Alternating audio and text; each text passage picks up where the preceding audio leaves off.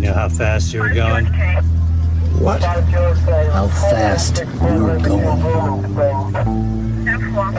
I don't know. 10? 8.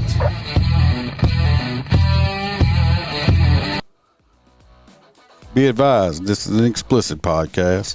If you're easily offended, get your panties twisted into a knot. Leave now. Run in your safe space.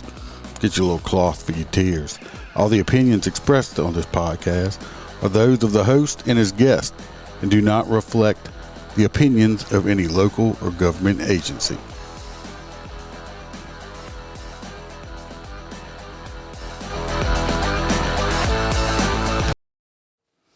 Welcome to Motorcop Chronicles podcast. I'm your host, Iceman.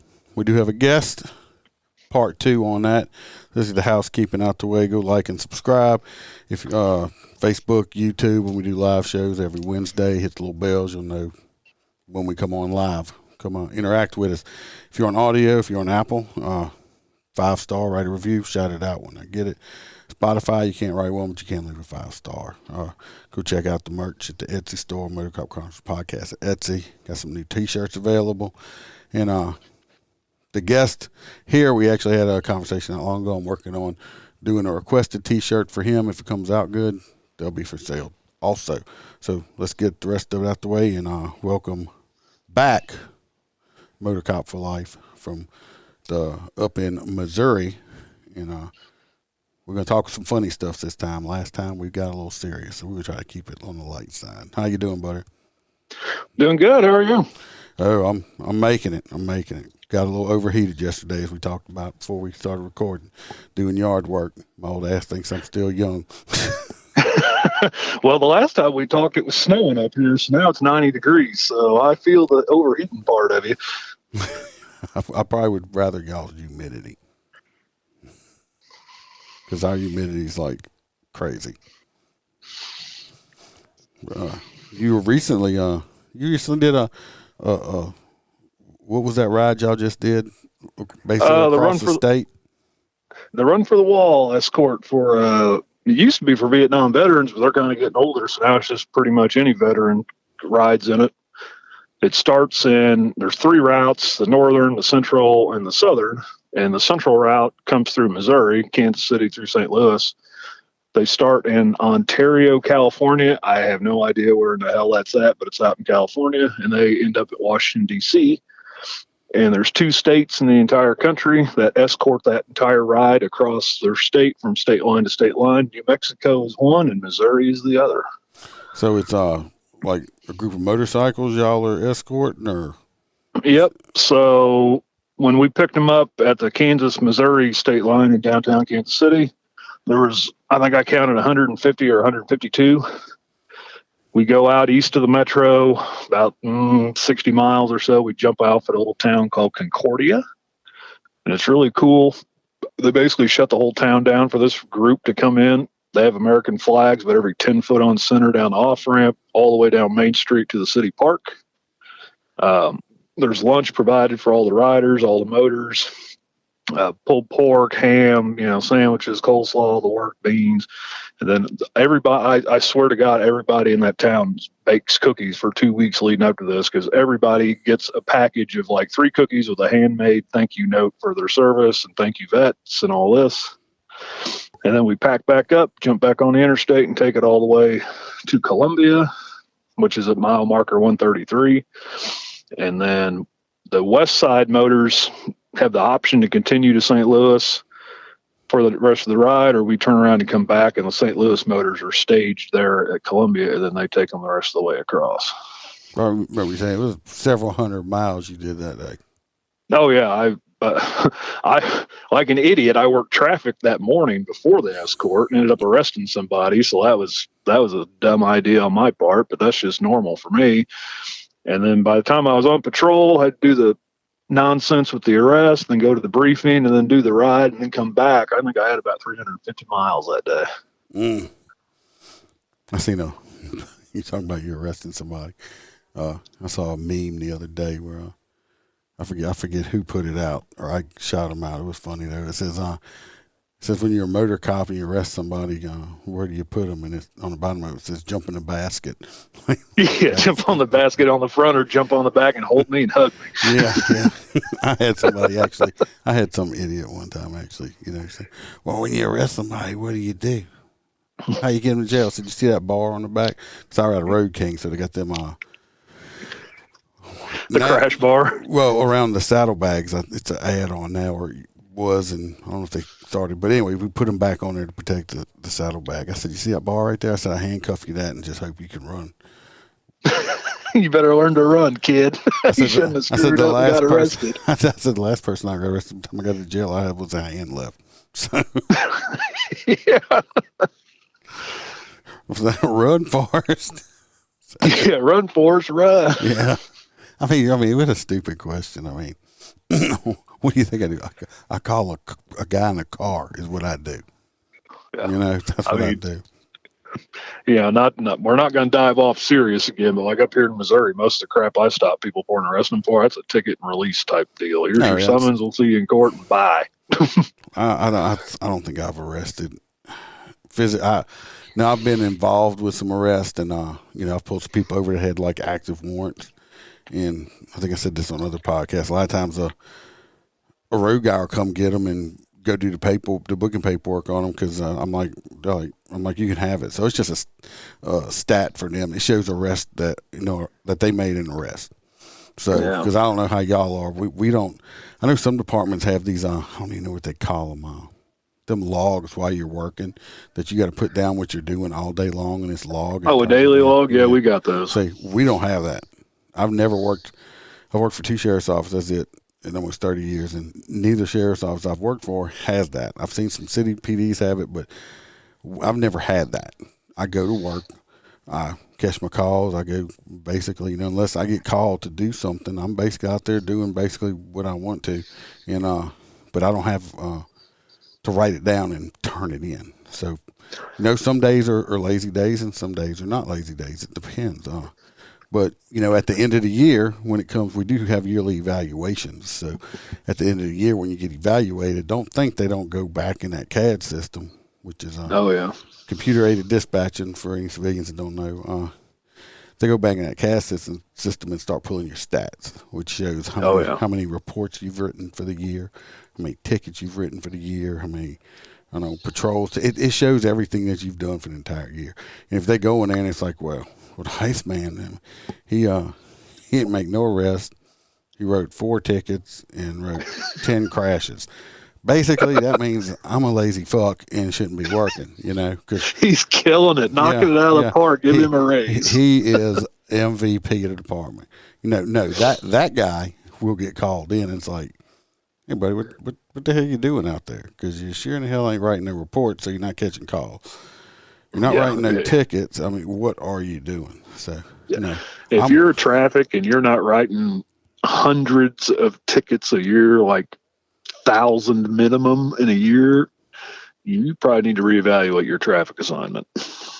Oh, yeah. I mean, I'll probably just on average, on a guess, on an average, I'll probably just on a regular week, about 60 tickets a week on average, if not more. You'll like this. But I very seldomly probably do under 50 tickets a week. My buddy K9 Tank 61 on TikTok, there's his shameless plug, and I'm not plugging him anymore, but there's his plug. He and I, at the last department I worked at, that he still works at, the old record was like 42 tickets in a 12-hour shift. So our goal one day was to go beat that. That's it.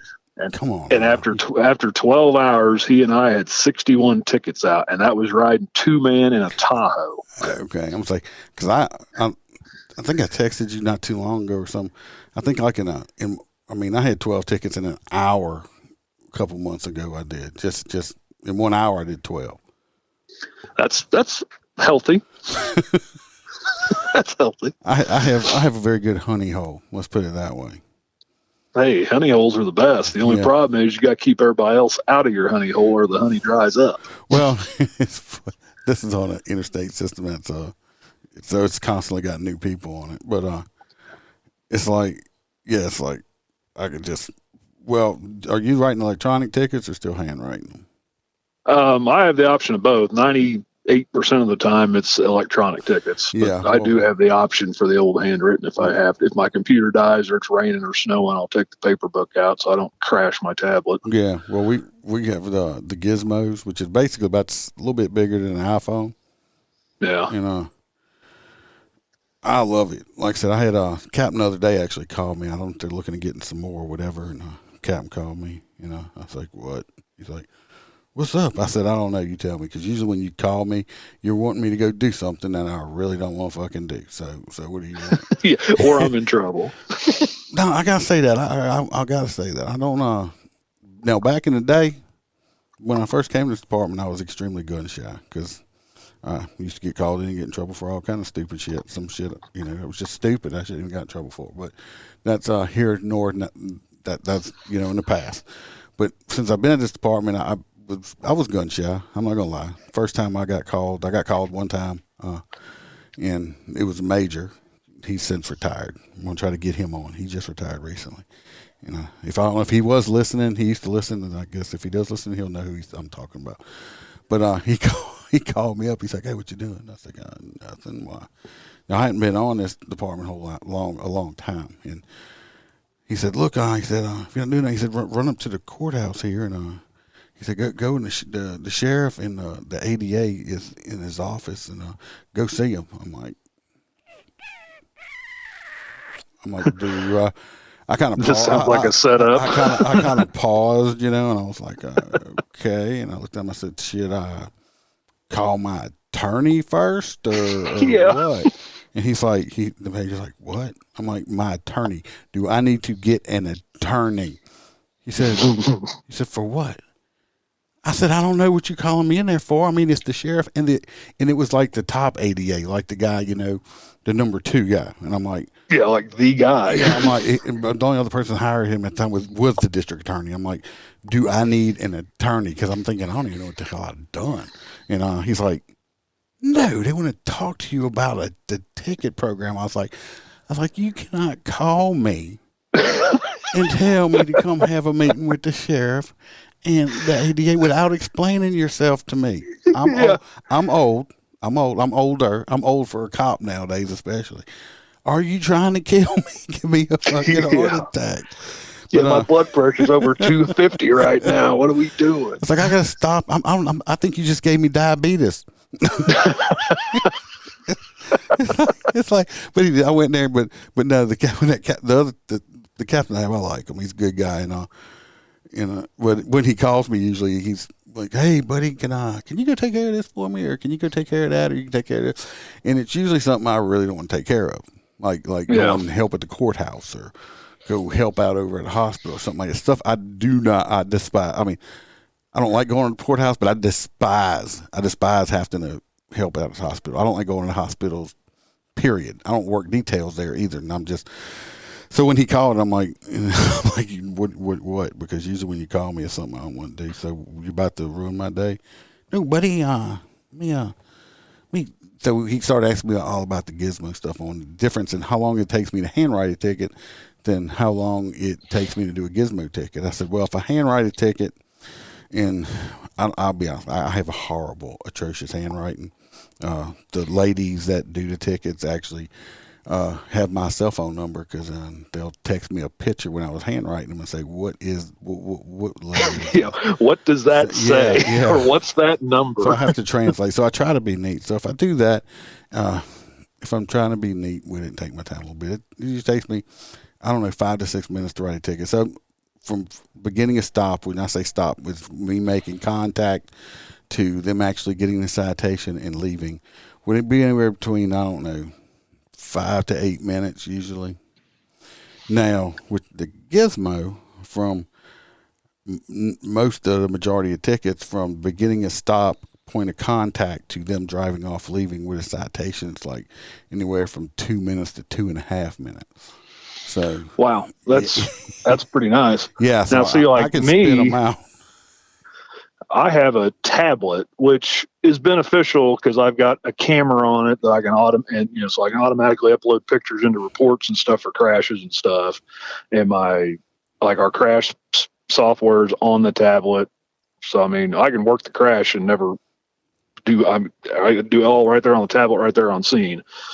But for me to write the ticket, I got to pull up the ticket, and then I got to enter all the information. Because I'm assuming with your Gizmo, you get to scan the 3D barcode on the license. Yeah, I just scan the license, and usually I can scan the VIN, but usually I just punch the license plate in, put the state, hit a button, it runs it through NCIC automatically, so it pops up. That's handy. Same thing with the driver's license. When I scan the license, it pops up. It tells me as soon as it pops up, and it's when everything's running perfect. It usually runs pretty good.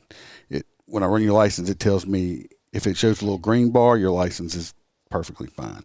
If you have any tickets on your record, it shows DMV violations. And I could go look and see what it is, but it just shows me that you have previous violations. It tells me if you're expired. It tells me if you're suspended.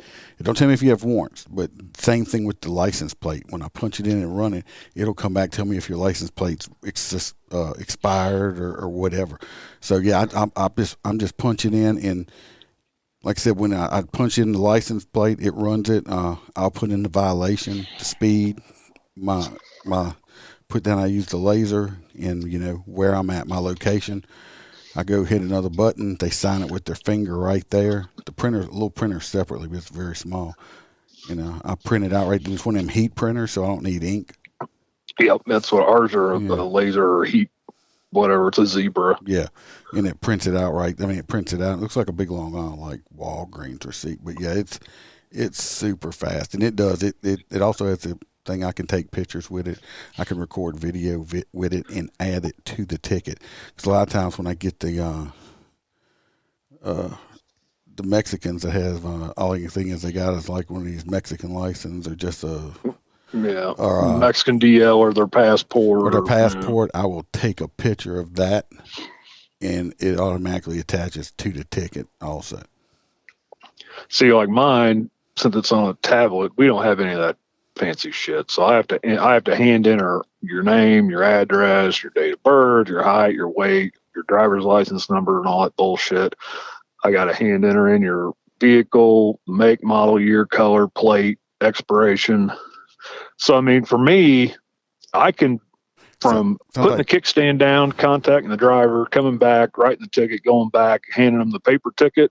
If I'm handwriting a paper ticket, time of stop without any stupid nonsense is about 6 minutes. For me to print one e-ticket, just a single, takes me about 8. But the nice thing is if I'm writing 2 or 3 plus tickets to one person, the second ticket is where I make up all my time, because then I just hit add another. Everything's auto saved. The only thing I have to change is the charge, and then I can bang a ticket out every 30 seconds. Oh, on a Gizmo, I can add like 3 or 4 violations per citation. Oh yeah, no, ours are all individual. So then you hit print, and I wrote a guy 6 the other night, and I don't like ticket stacking. I don't try to write anybody more than 3 or 4, and that's usually like the guy I arrested the other morning for that escort. He was doing 31 over in a work zone with workers present. He didn't have a license at all. He had dope and paraphernalia, and he had warrants. So I wrote him all 4 of those. That fucking ticket is a continuous ticket. That son of a bitch is about 10 foot long. I say it was longer than the car. Yeah, here you go, bud. There you go. But, the paper tickets, for me, they're faster. But like you said, the court clerks and the prosecutor and judge appreciate the printed ones because they can actually read what the hell I wrote. Whereas for me, if I'm just writing singles, I'd much rather handwrite them because I could be done a whole lot faster. Yeah, what I like about the digital ones is when I'm done, I just got to hit one button and it automatically sends the ticket to the DA's office, and I have nothing to turn in. Yeah, well, see, like ours, as soon as I hit finished, so you got add another, print, cancel, void, and then finished. As soon as I hit finished, that ticket is automatically in the court clerk's receiving pile on her computer in the stack, and the prosecutor just received it too. So when it hits my system, it hits theirs instantaneously. Cool. So anything funny has happened to you recently? Well, doing that escort, you'll like this. So, we had about 25 bikes. We're going out down the interstate. Once you get out of the city, it's not bad. So I'm right next to the point man on the left side of him in the wedge. And it's blowing 15, 20 mile an hour winds out south that day. And we're going east. All of a sudden, we're doing 60 mile an hour down the interstate in a wedge. You know how close we get in a wedge, trying to look cool. So what do you say in a wedge? The working wedge, like if you do an escort. Or y'all probably y'all got one man up front at the point, and then y'all just kind of. So we got one man's point man. He never leaves that spot. He's the one controlling the escort. He'll slow you down, speed you up, try to give directions and updates over the radio and crap. And then the wedge is made up of your stringers, and you stack off of him both directions and then fall behind. So if you're looking like overhead from a blimp, it looks like an arrowhead. Oh, I got you. We don't do that. When we're doing big escorts like that, we'll ride tandem. Usually the guy on the left, sometimes, not all the time, but sometimes the first left guy will control the whole speed. Or whoever's up there. What we do is we call it a backwards S is how we work it. And basically what happens is the left, when you're coming up, let's say we're going down the interstate, we're riding tandem, and the guy on the left, we're coming up to a entrance ramp on the interstate, probably about a little over, probably 3/4 of a mile before that, he'll take off and go hold it. Well, the guy to his right will then shift left.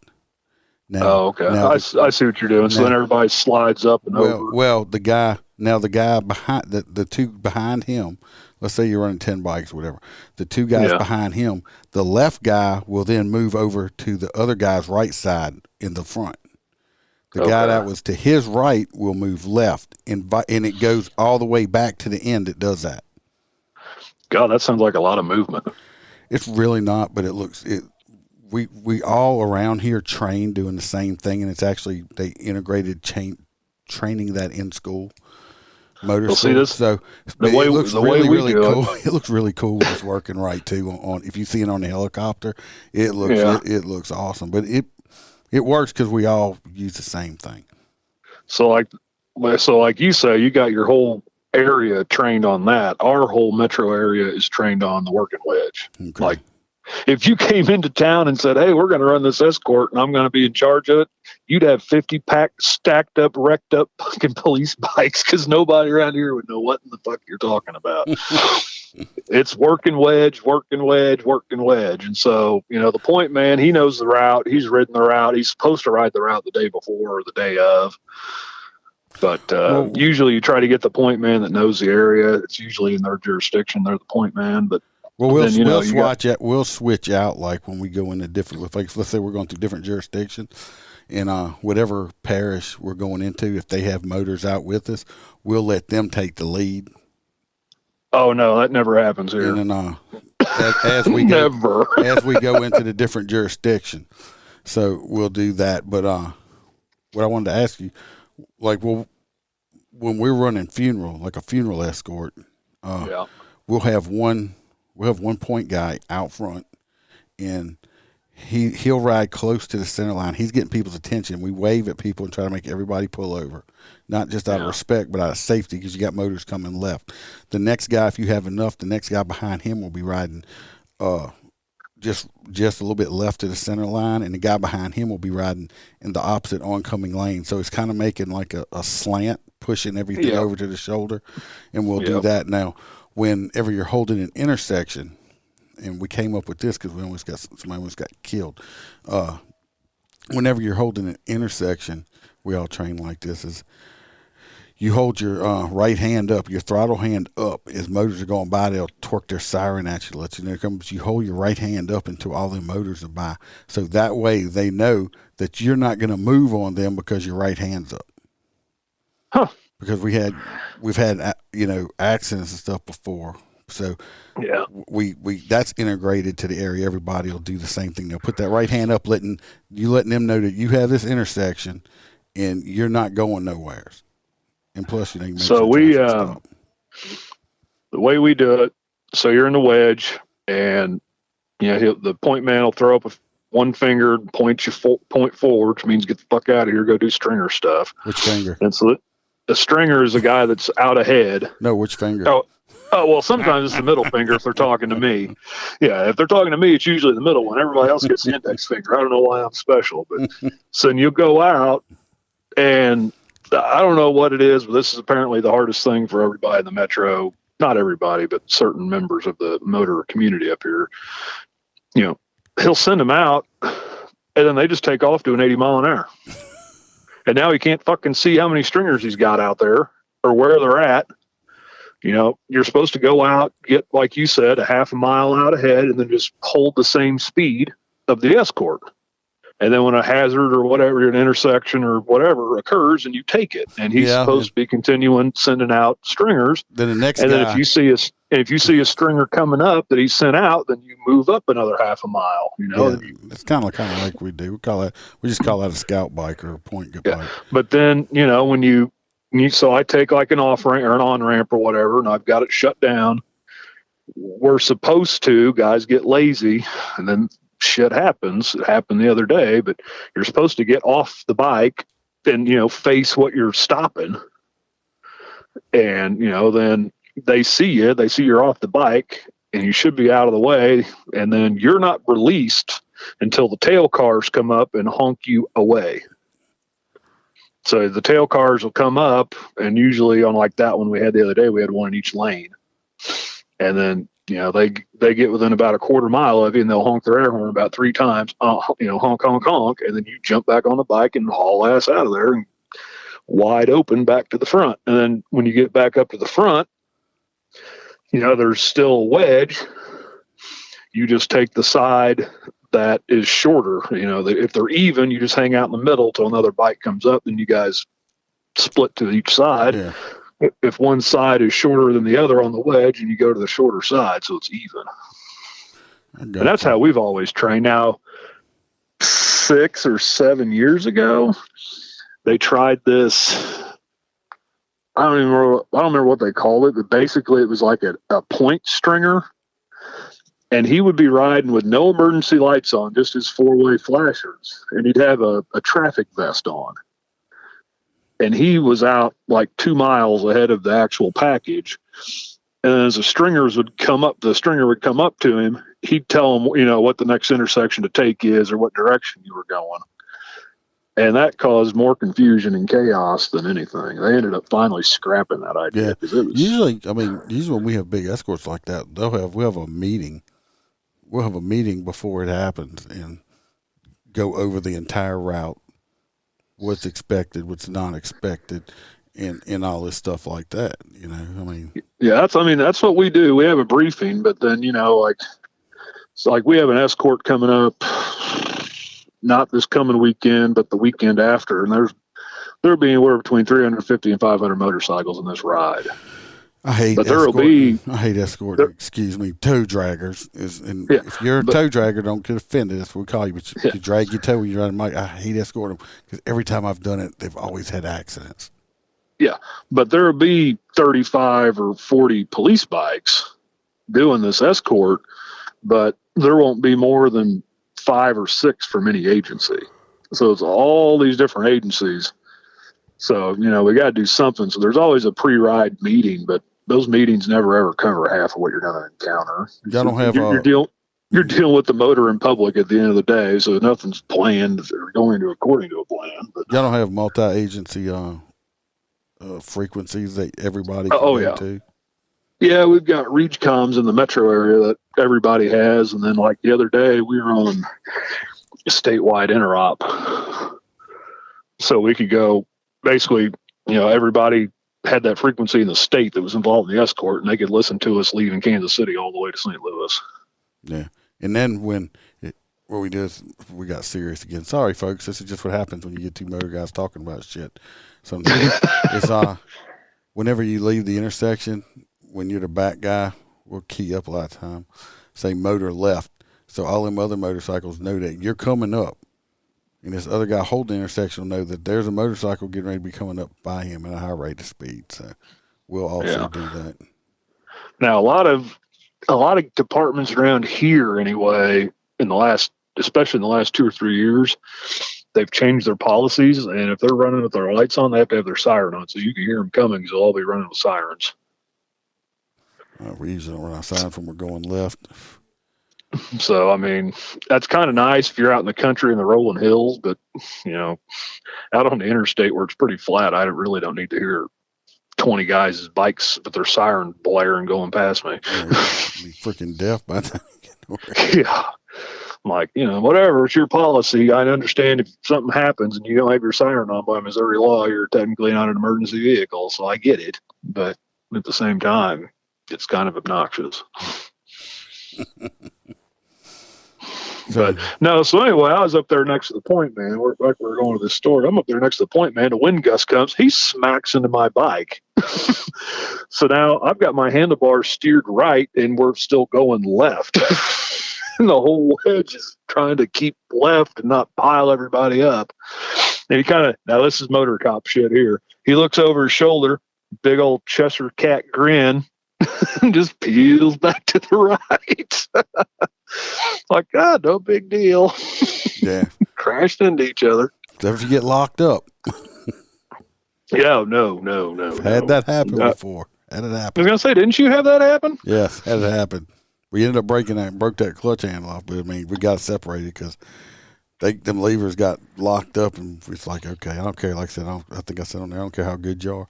You're not going to stop exactly at the same time like that. And we were like, no, that's impossible. Like, we come up to red light, and I looked at the guy, I said, hold on, and I jerked really hard, and it ended up ripping his lever completely out the housing. But we were separated and didn't crash. That's if it costs you a clutch lever, that's minimal cost. we wasn't even, we were just riding side by side talking with each other, and it wasn't nothing for me. I mean, when you get comfortable riding with somebody, it ain't enough for you riding down the road, saddlebags bumping while you're going down the road. Yeah. And we were that close. We were just riding, talking, saddlebags bumping. Next thing you know, we went to separate coming up, and we were like, uh-oh. Oh, shit. Yeah, uh-oh. This is bad. This is really bad. Yeah. Pine straw is really bad. Yeah, this sucks. Pine straw is like riding on freaking, especially if you, that's why I'm telling everybody, always if you ride a bike, do your roadway assessment constantly. Know what's coming up in front of you. Don't be surprised about it. That's why you shouldn't tailgate vehicles. They could jerk out of the way. Next thing you know, you got to be as bored in front of you, and you yep, holding on for dear life or whatever. But I didn't happen to me as a guy, the Highlander. Hopefully he'll be coming on. No, it wasn't Highlander. This was Shrek, and we were on a little country road we used to ride together, and we went to make a turn, and they happened to be a whole bunch of pine trees had fallen on the ground, and he locked and went to lean. Yeah, he leaned all right, and that bike just went sliding right out from underneath them. And there wasn't no traffic coming. Somebody saw it, but and a lot of people are like, oh, it didn't hurt the bike, but it's just like it will come out from under you in a heartbeat. Always do your roadway assessment. Oh yeah, I mean, like right now it's almost June, and there's still sand and some residual road salt in the intersections from the winter. It's like, I'm sure that could be slippery as hell. That sand, it's salt. I mean. And the other day it was drizzling, just a little bit of drizzle, which that's about as dangerous as it gets in my opinion. Yep. And I was going across a bridge, and the bridge is a radius bridge, it's a curve on a bridge. I hit one of those expansion joints and a lean because I'm going through the corner, and the back end shot over about a foot, and then it caught the asphalt, and all of a sudden locked back solid again. That gave me a little pucker. Whoa. Well, those big metal expansion joints on these bigger bridges, let me tell you people, if you don't ride and you only have two tires, you can feel the tires slip. Especially when it's just barely raining. Because we have one, it's not a hard lean, but it's a light lean getting on to the Mississippi River Bridge. They got them big metal expansion joints, and I can feel my motorcycle tires when they're damp. I'll feel it slip a little bit on each one of them. Yeah, it definitely caught my attention. Shit. Pay attention, Jared. Wake up. Little pucker factor going on, huh? Yep. But any funny traffic stops recently? I helped a trooper on a drunk stop last night, and you know how drunk stops go. You go from the I'm the cooperative drunk to the I hate law enforcement drunk to the I'm sorry drunk. And this guy had all three phases in about the course of 6 minutes. But then it's the trooper's arrest. I was just there to back him up. He called me over there to assist him because he pulled the guy over in front of his dad's trailer in a trailer park, and the dad was out there wandering around. He's like, "Can you just come over here and keep an eye on the dad and keep an eye on this guy while I'm doing my field sobriety?" I'm like, "That's cool, no problem." He almost made it to home base. Yeah, he was parked. All you had to do was get inside. But I don't know why people think if they get to their house that they're safe. Like this is, like we're playing Kiss Chase or something. But yeah, if you get to your house. I can't go now. You made it home. You're safe.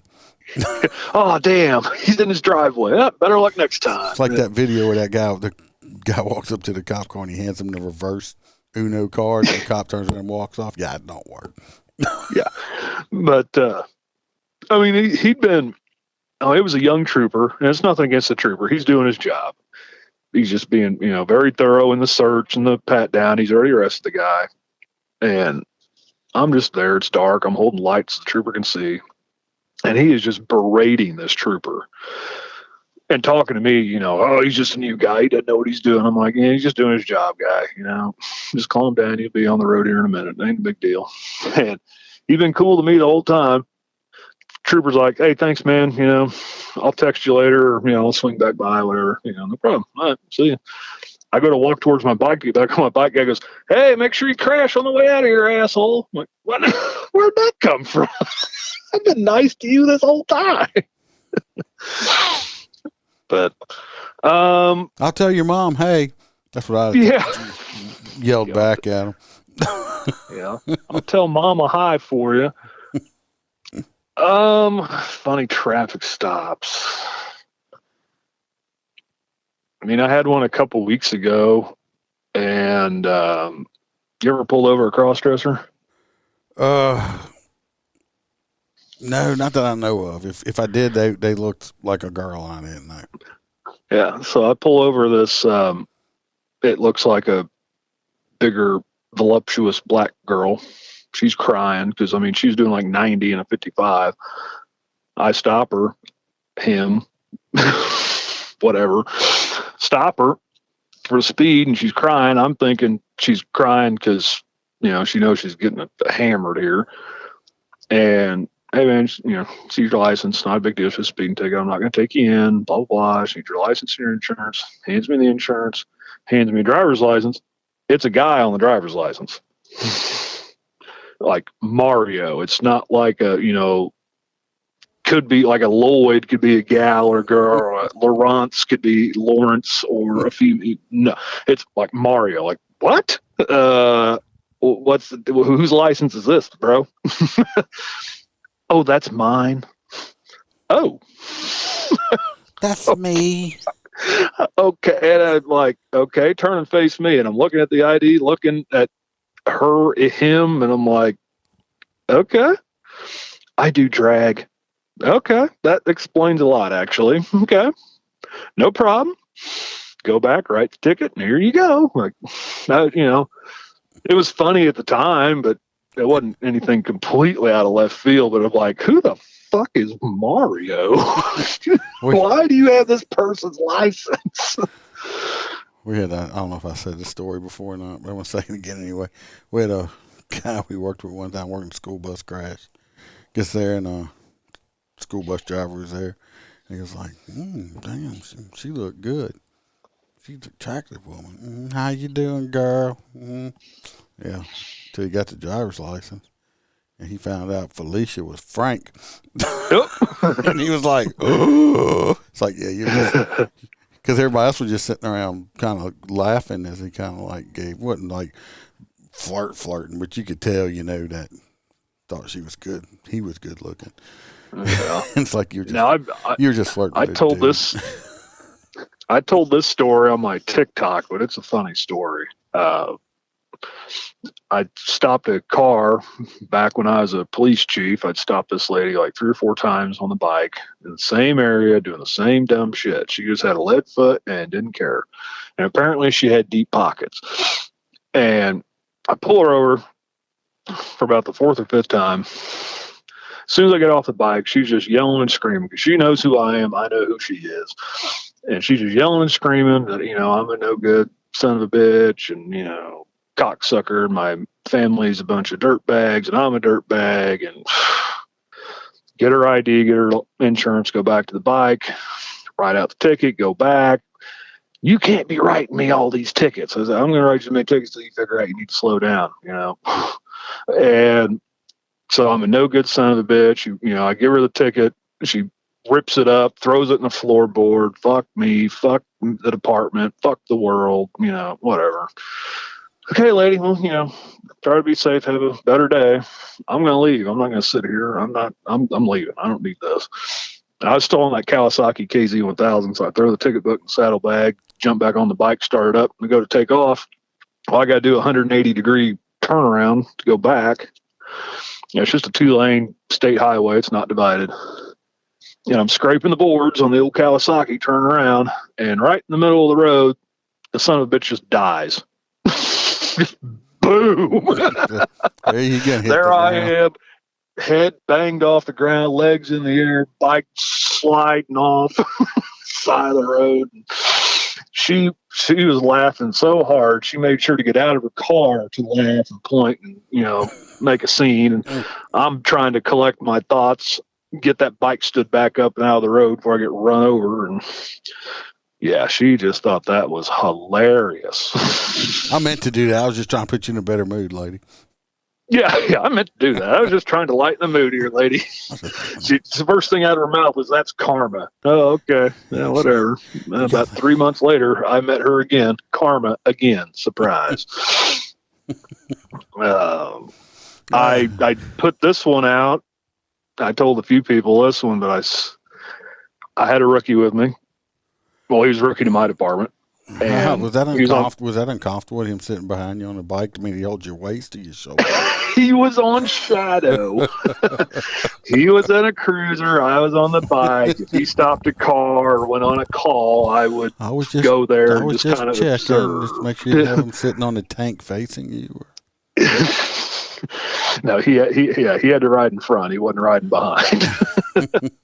I told you I was big spoon today.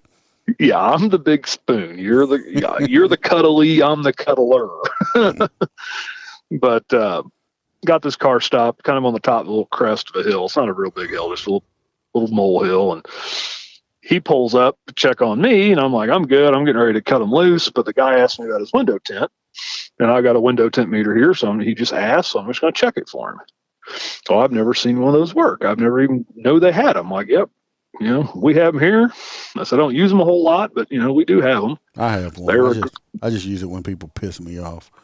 Yeah. I mean, they were given to us on a grant, so we do have them. So I went up there, checked the guy's window tint, showed the officer how to use it. Pretty simple, straightforward. And the guy, I don't even remember. I know wasn't going to write him a ticket because he asked for me to check it. I'm 90% sure it was legal anyway, but... Well, I kept it on the low side of the bike because I don't use it very often. So, it's on the kickstand or the traffic side. So I'm over there and I just throw it back in the bag. And before I can get back over to the safety of the high side of the bike, here comes this little Ford Ranger pickup truck. It misses me by, like 4 or 5 inches at 50 mile an hour. I mean, it sucked me around, the suction off the truck, grabbed my shirt and pulled me around. It was that close. So I take off after him. I am seeing blood red. I'm so mad. Take off after that truck, get behind him, light him up. And you ever been short stopped? Talking about stop too close to the vehicle. Well, I light him up and he just stops in the middle of the road. Oh, yeah, I hate them ones that you light them up when you're behind them and they just lock their brakes up and you're like, you hit your brakes and it's like, yeah, it's like I hope to God I'm not going to rear end them. Yeah.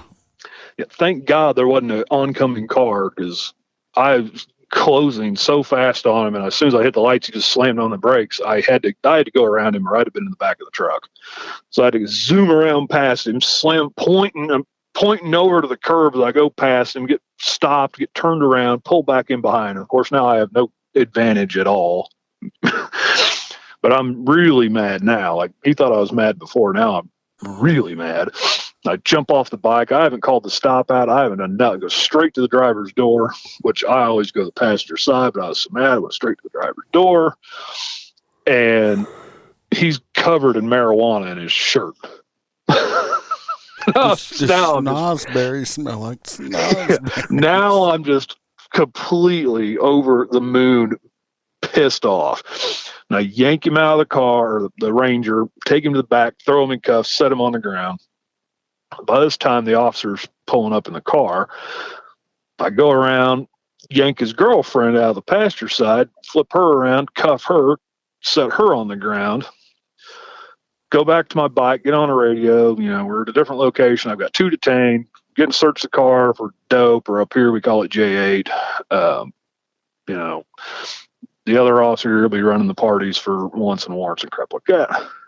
I turn around. She's got her hand up. She got her right hand up, like she wants to ask a question, like she's sitting in school. Sir, and I'm like, Mr. Teacher, I'm like, what the fuck? I handcuffed you. How is your fucking hand up? So I go running over there, and I'm handcuffed still on the left hand, not on the right hand. So I'm, God damn it, fucking rip that cuff, slam it back on her hand. What do you need? I just wanted to tell you the cuff came off. Oh, shut up. And I turn back to the other officer. You got to run them? Yeah, okay, great. I'm going to search the car. Turn back around, search the car. She got her fucking hand up again. I'm like, God damn it. So I go over there, stand her up. I'm like, God damn it, quit slipping the fucking cuffs, blah, blah, blah, blah. I cannot make these cuffs any tighter without getting sued.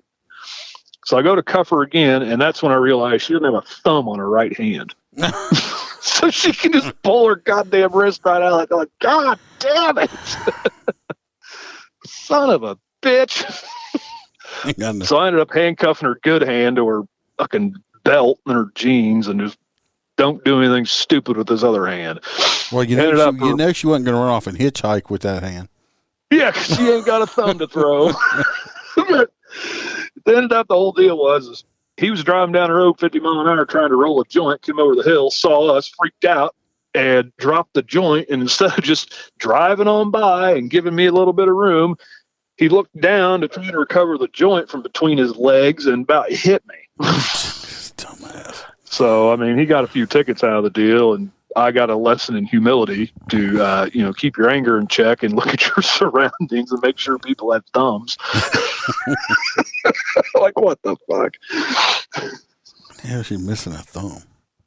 I mean, Did she lose it in a shop class or something?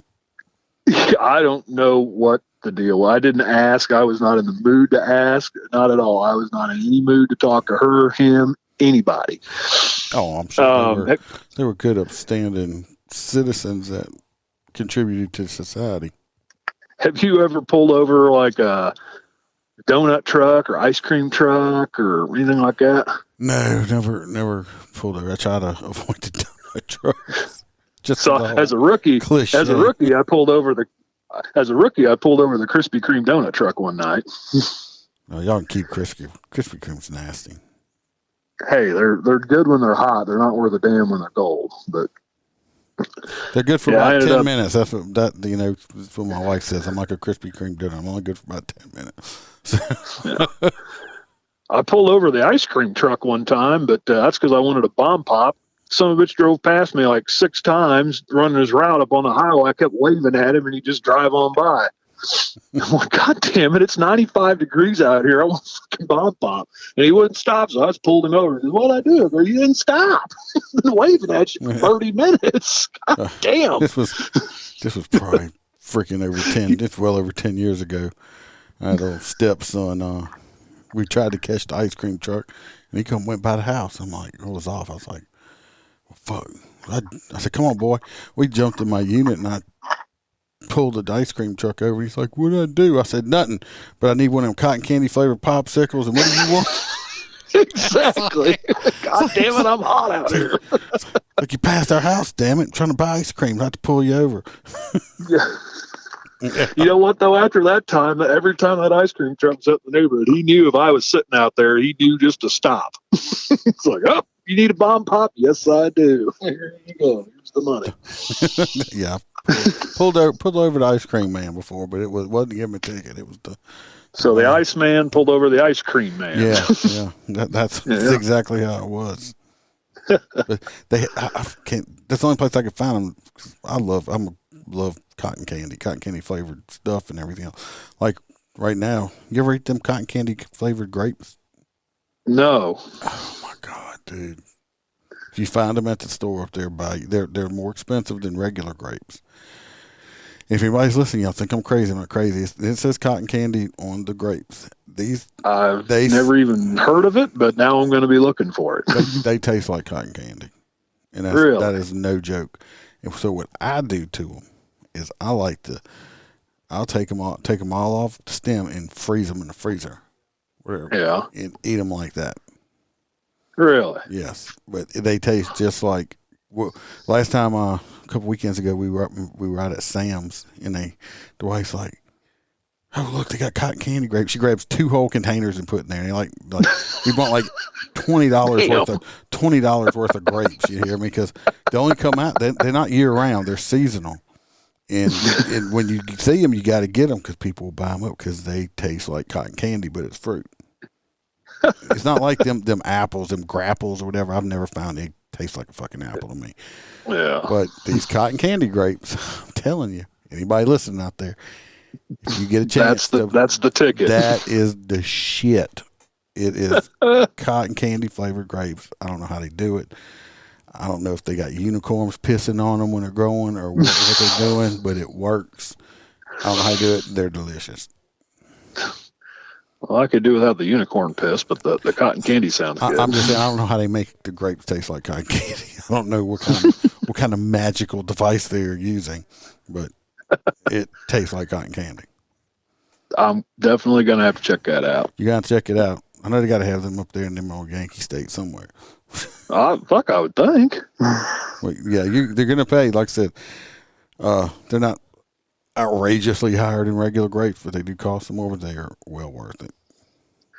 If it's cotton candy, if I bring anything cotton candy home, that's bonus points for me. Yeah, and it's guaranteed to have any.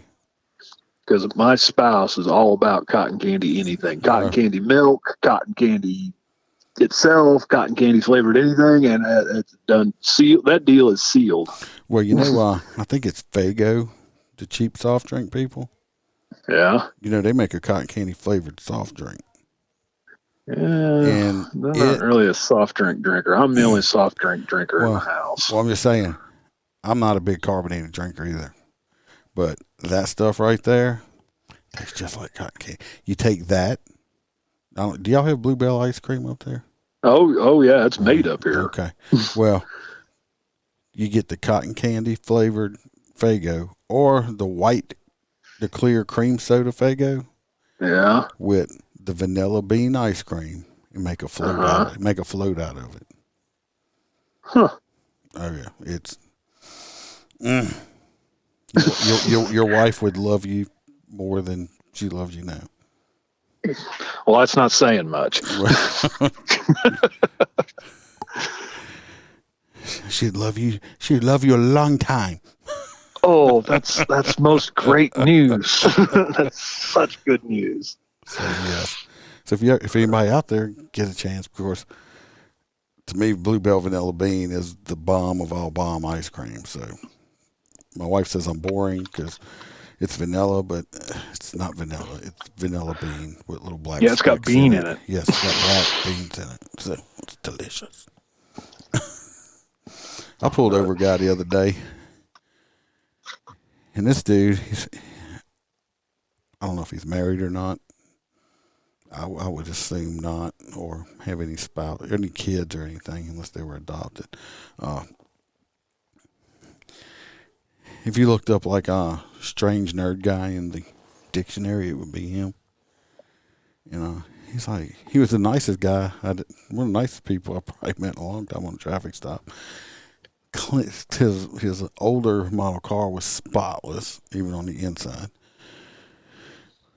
But I told him why he was speeding, and he said, "Oh my goodness!" I'm like, "What?"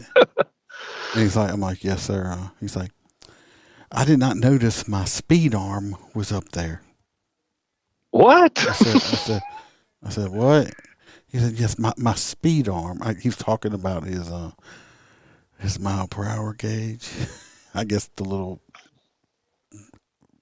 arrow on it, but he called it his speed. The needle or whatever. Yeah, the needle. He said, "I did not. I apologize. I did not realize my speed arm was up there." And I was like, "Okay, where is there?" I don't even know if I could write that ticket. Is there camera somewhere?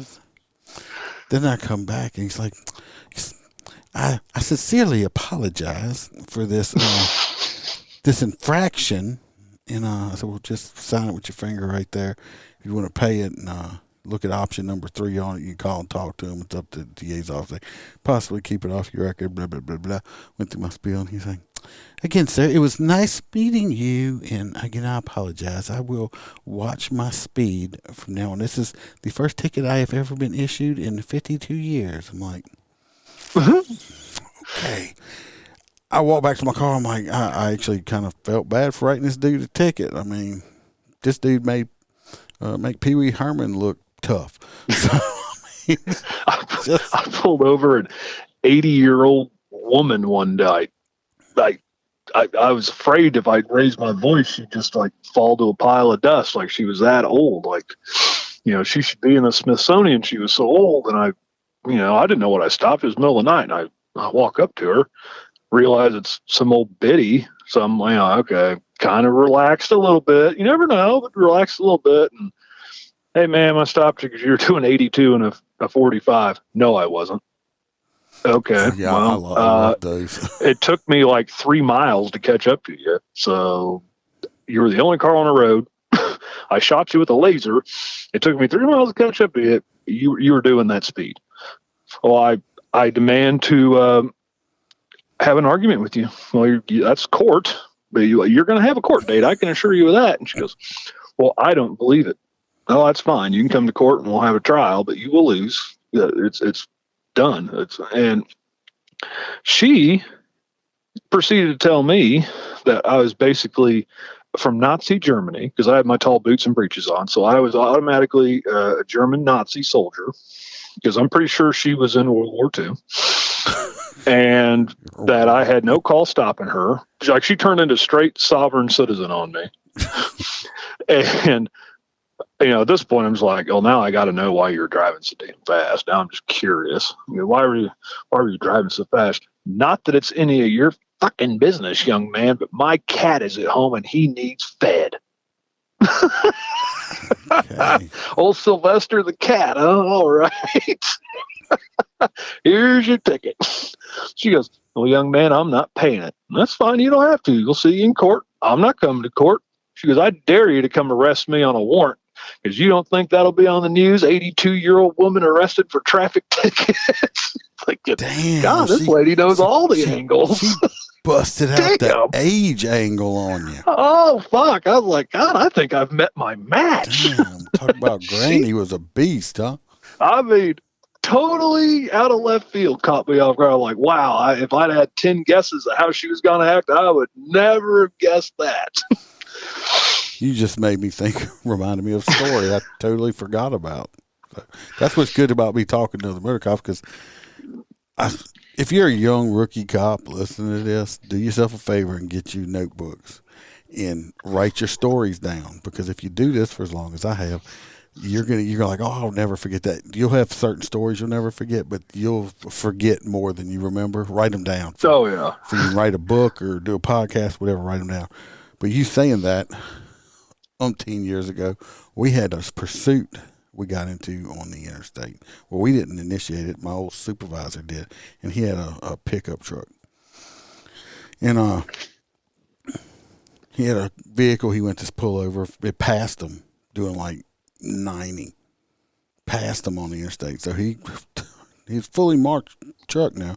He takes off after this vehicle, lights and sirens. Well, he's calling, he done pegged out the truck at like 110. It won't go no more. And the driver, we didn't know who it was pulling away from him. Okay. Outrunning his ass. Anyway, we got units and stuff involved.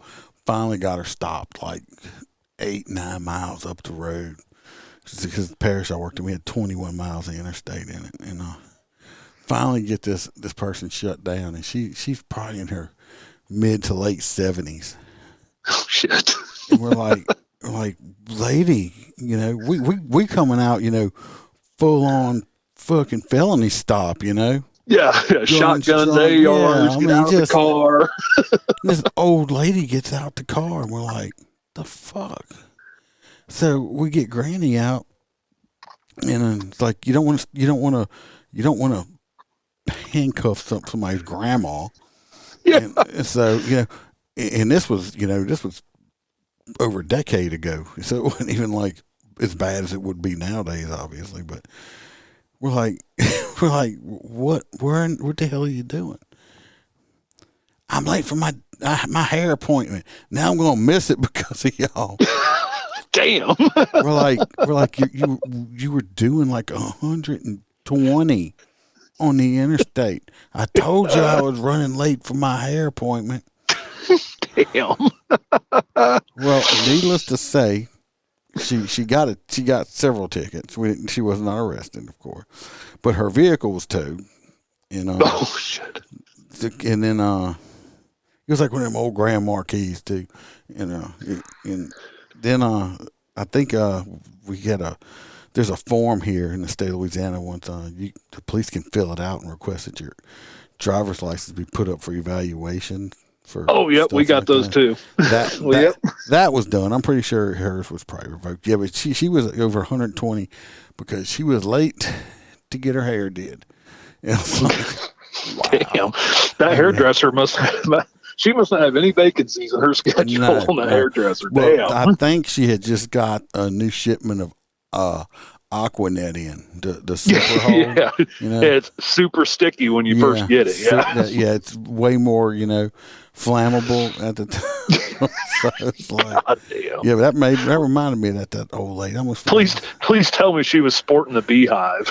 I believe she did have one of them old lady beehive type. It's like, but she don't fuck with Granny going to get her hair done.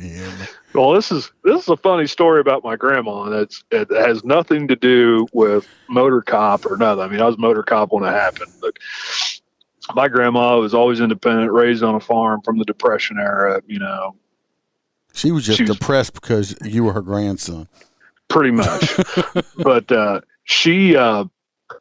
this is back in 7-8 years ago. She was getting ready to go to her hair appointment.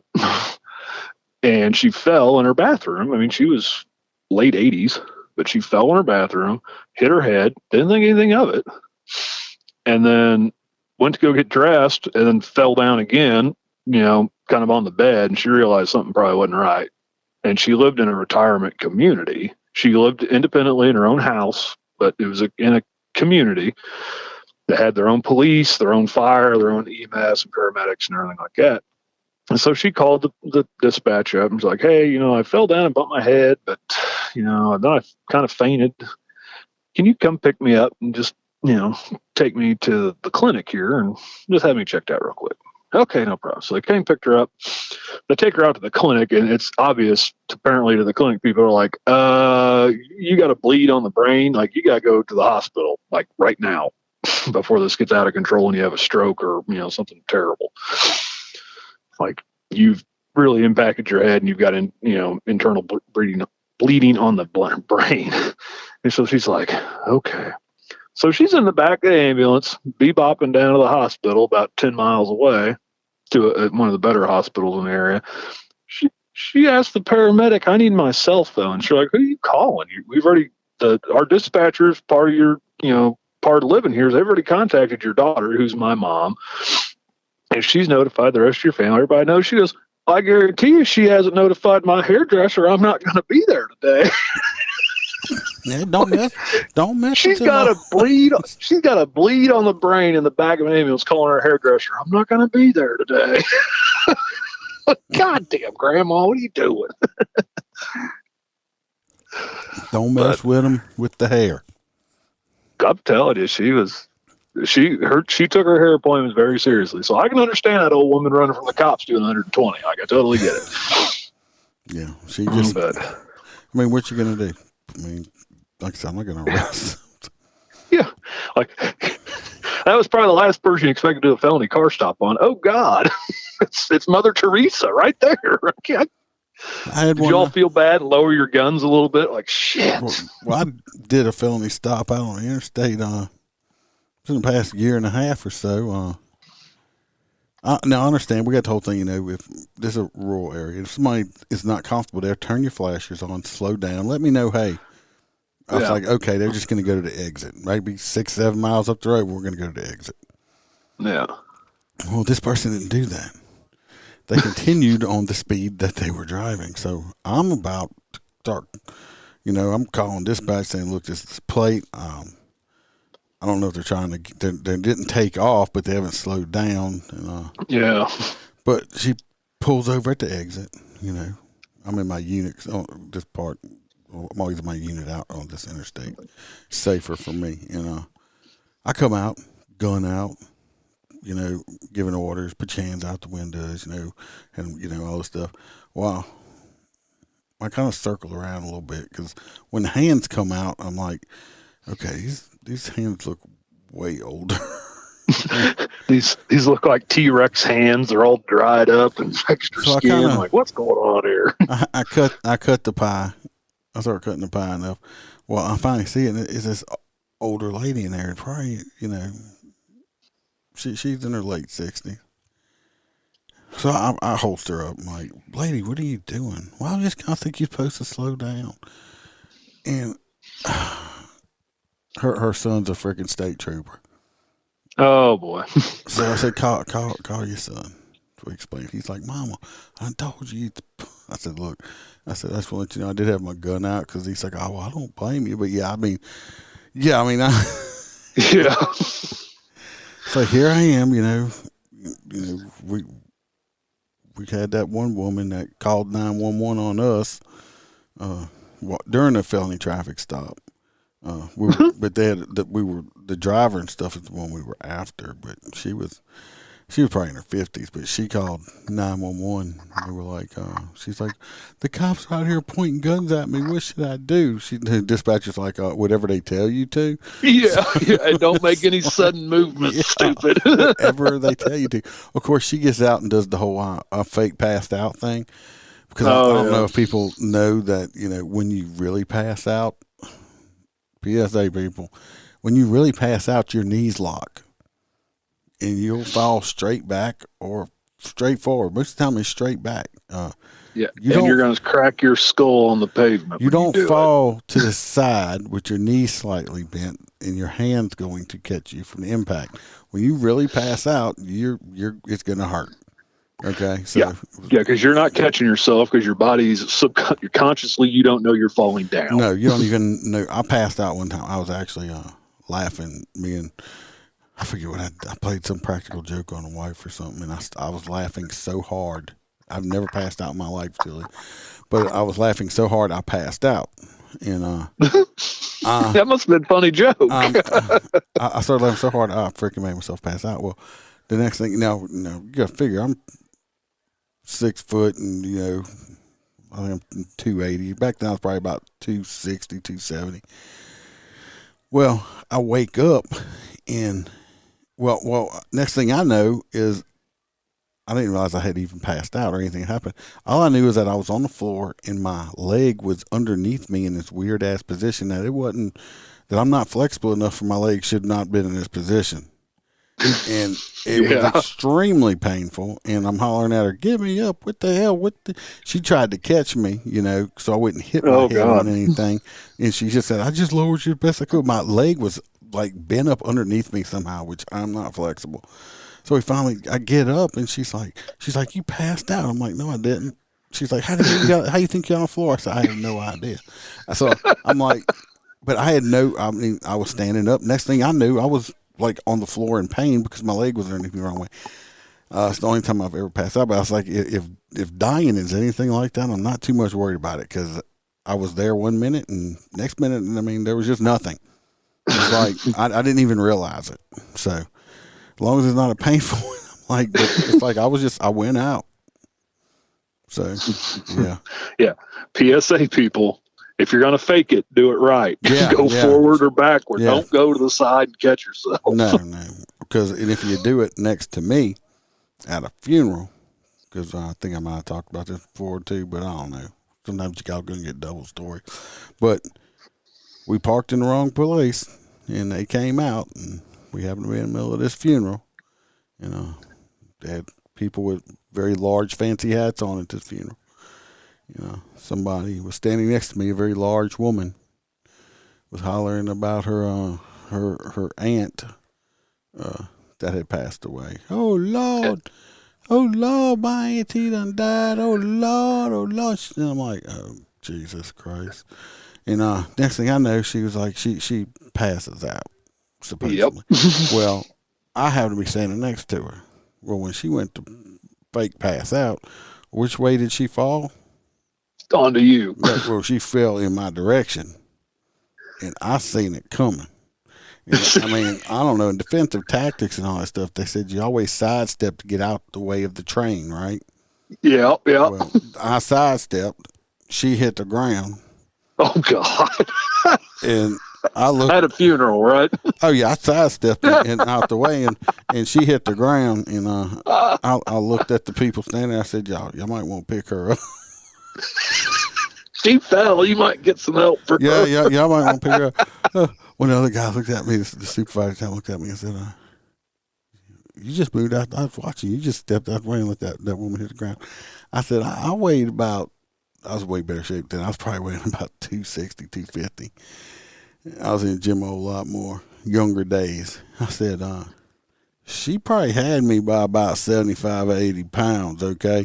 And yeah, do you want to work comp claim here or what? She was only about 5'5", okay? She had to be a good 350 plus on a hoof, you know? And and I was like, dude, I would have hurt myself. I said, I'd have dropped the nut with a hernia, dude, try to catch that big old ass woman. I said, she faking anyway. He said it was so funny because we seen her going, we seen her look, and you just stepped out the way and just watched her hit the ground. It's like, and Godzilla fell to the earth. Yes. She hit the dirt, and I looked at them people, and I was like, I might want to pick her up. Dress is getting dirty. So, don't ever try to fake pass out around the Iceman, because he will let you hit the dirt. I'm going to tell you right now, not trying to catch you. My favorite thing to do is when they catch jailitis and faint or pass out. Oh, yeah, or asthma attack or something like that. Do the sternum rub with the index finger knuckle, right? As hard as you can. And, oh, my God, oh, good, you're alive again. Time to go back to jail. You're awake now, yeah. I've hit people with the sternum rub. And if any of y'all out there haven't ever had a sternum rub, have your spouse or significant other or your friend or whatever, just make a fist and take those knuckles right on the top and put them right in the middle of your chest and rub them back and forth really fast and really hard, putting pressure down. It's a great feeling. Yeah. Put it this way: you're not gonna fake yourself through that. If you do, you deserve the treatment. Yeah, if you're faking, you're gonna come up quick. Yeah, you're gonna be like, oh my God. Yeah, and if you're not faking, it may wake you up because it's that painful. Because I hit somebody with sternum rub not too long ago, and it's like, they're not faking. Somebody better get some Narcan over here. Yeah, that son of a bitch is DRT right there. Yeah, this dude, then they hit him with the Narcan and they pissed off because you fucked their high up, even though they were dead or about to be dead. Yeah, we worked one of those one night. We got dispatched to a non-breather, me and my buddy. Every time something dumb happens, he and I are directly involved. But we go to this trailer. Guy's not breathing, like he's dead. and you can see all the paraphernalia for heroin and shit on the table right next to him. I'm like, yeah, we know what happened here. Grab the Narcan real quick, give him a shot, and he kind of comes around and then right back to not breathing, deader than motherfucker again. Hit him again. So give him another shot, and this son of a bitch, it was like lightning hit him. That son of a bitch jumped up off the floor. Within about 30 seconds, he was dead and up and arguing with us, telling us how much motherfuckers we were and why are we in his house. Yeah. Tell your friends to stop calling us. Funny story about my buddy, though. So we're not allowed to get tacos anymore. If he and I are ever working together, tacos are off the table. Not even on Tuesdays? Never, ever, never. So the first time we went to go get tacos, he's canine officer. He'd just become a canine officer. He's still driving a Crown Vic with a canine cage in the back. They hadn't bought him his fancy Tahoe yet. It goes to one of those Midwest gully washer rains where it rains about 3 inches in about 30 minutes. Water everywhere. We're like, perfect time to go get tacos. So we're bebopping down the road. We got to go through a little interstate off-ramp and on-ramp kind of interchange thing, but it sets in a valley. This son of a bitch drives into water that's standing 2.5 foot deep of that Crown Vic. We get right out in the middle of the lake and the car is dead. Looks like a submarine. He opens the door, water's coming in the Crown Vic. He goes, you gonna get out? Fuck you. I'm going down with the ship. I am not getting out. Fuck you. I am dry right here. I am not getting out in that. I mean, it'd be up to my knees. And this poor dog in the back barking. So we didn't get tacos that night because of that. We went to go get tacos another night. And we pull into park. He throws the thing in park. I was riding passenger. He throws the car in park, lets his foot off the brake, and the car just starts rolling. The transmission shift linkage had fallen off the shifter. We were driving up there. So we had to set the emergency brake, get tacos, and ride the tow truck with the car back to the city so we could get the damn linkage back up. One night, we went to go get tacos, and I ended up stopping a car on the way to get tacos. Once again, Jared cannot not stop a car, and it leads to problems. So I ended up arresting that person, towing their car. So I went to go get tacos the second time, ended up on a disturbance, arrested that person. Well, now tacos is closed. The only thing open is Buffalo Wild Wings. So I get on the app, order our shit for Buffalo Wild Wings.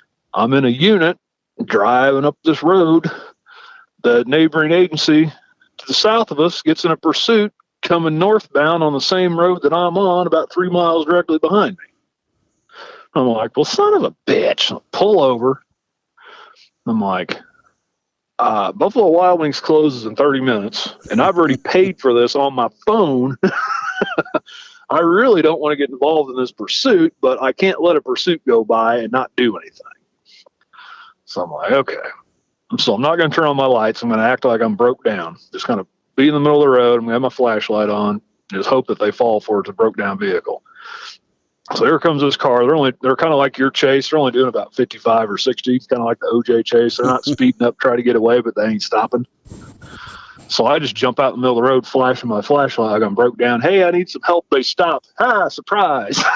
Surprise, bitch. Here's a gun in your face with a guy with a badge. Yank that son of a bitch out of the car, get him in cuffs. The other officer runs up. Where in the fuck did you come from? Don't worry about it. You good here? I got someplace I got to be. Jump back in my unit. Now, the guy's still cuffed in my cuffs. Jump back in my unit, haul ass up to Buffalo Wild Wings, grab my shit, throw it in the car, and go back to where this pursuit ended, swap cuffs, and then go to the station and eat the fucking dinner with my buddy. I am not getting involved in that. No. So, yeah, we don't go get tacos anymore. It's a terrible idea. Well, you heard Taco Bell's come out here with the Mexican pizza, right? The Taco Bell around here has already got signs up, sold out. It's ridiculous. I saw somebody, the box had got one, he posted a picture of it on his Facebook, and I was looking, I was like, dude, that looked like shit. Yeah. It's like they don't look- it didn't First of all, look it's right. Taco Bell, and second of all, that looks like that's not authentic Mexican. no, not at all. I mean, it looks like a cross between a Red Baron frozen pizza and a bunch of Doritos that got run over by a school bus, and they put it in a box and nuked it in the microwave. Go, here you go. Yeah, I remember back when I was in high school, they used to have Mexican pizzas, but they used to have like the green onions on top of them and all. I mean, they were way better. And you get them now, and it's like, was that the 6 or 8 sided Mexican pizza? no, it was the two. It was just it was the same, 2 hard shells, and they had the beans and the meat and the cheese, but they would have onions and chunks of tomato, like rotel and stuff. It was a whole lot. Now it looks like, I don't know, the cat threw up in the box, and they just you bought it. Yeah, here you go. It's Thanks. like, Well, that looks tasty. I think somebody ate it already.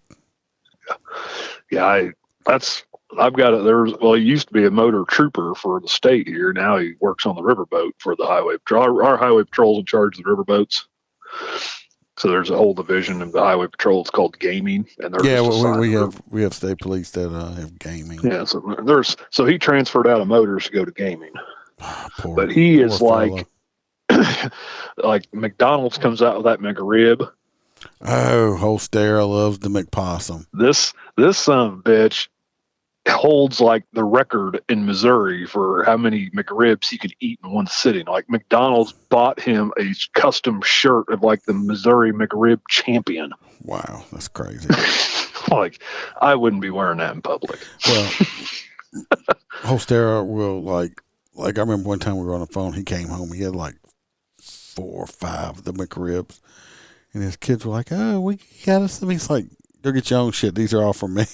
It's like Jesus, dude, you're gonna eat 6 fucking McRibs? I'm like, he's like, yes. It's like I told him, I said, you know why they only come out like once a year, right? I said it's because they made out of possum meat, and they get them all. Yeah. It's like, that's why I call it the McPossum.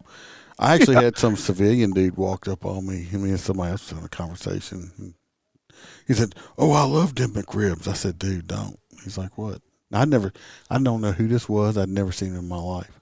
And this was just this past Mardi Gras, so I said, don't do it. He's like, "What?" And I was like, "Yeah." I said, "They make those out of possum meat. That's just shit." He's like, "Really?" I'm like, "Yeah." It's like I call it the McPossum. Why do you think it only comes out once a year? It takes them a while to get all that possum meat together and stuff like that. Yeah, the road crew's got to go scrape up more possum.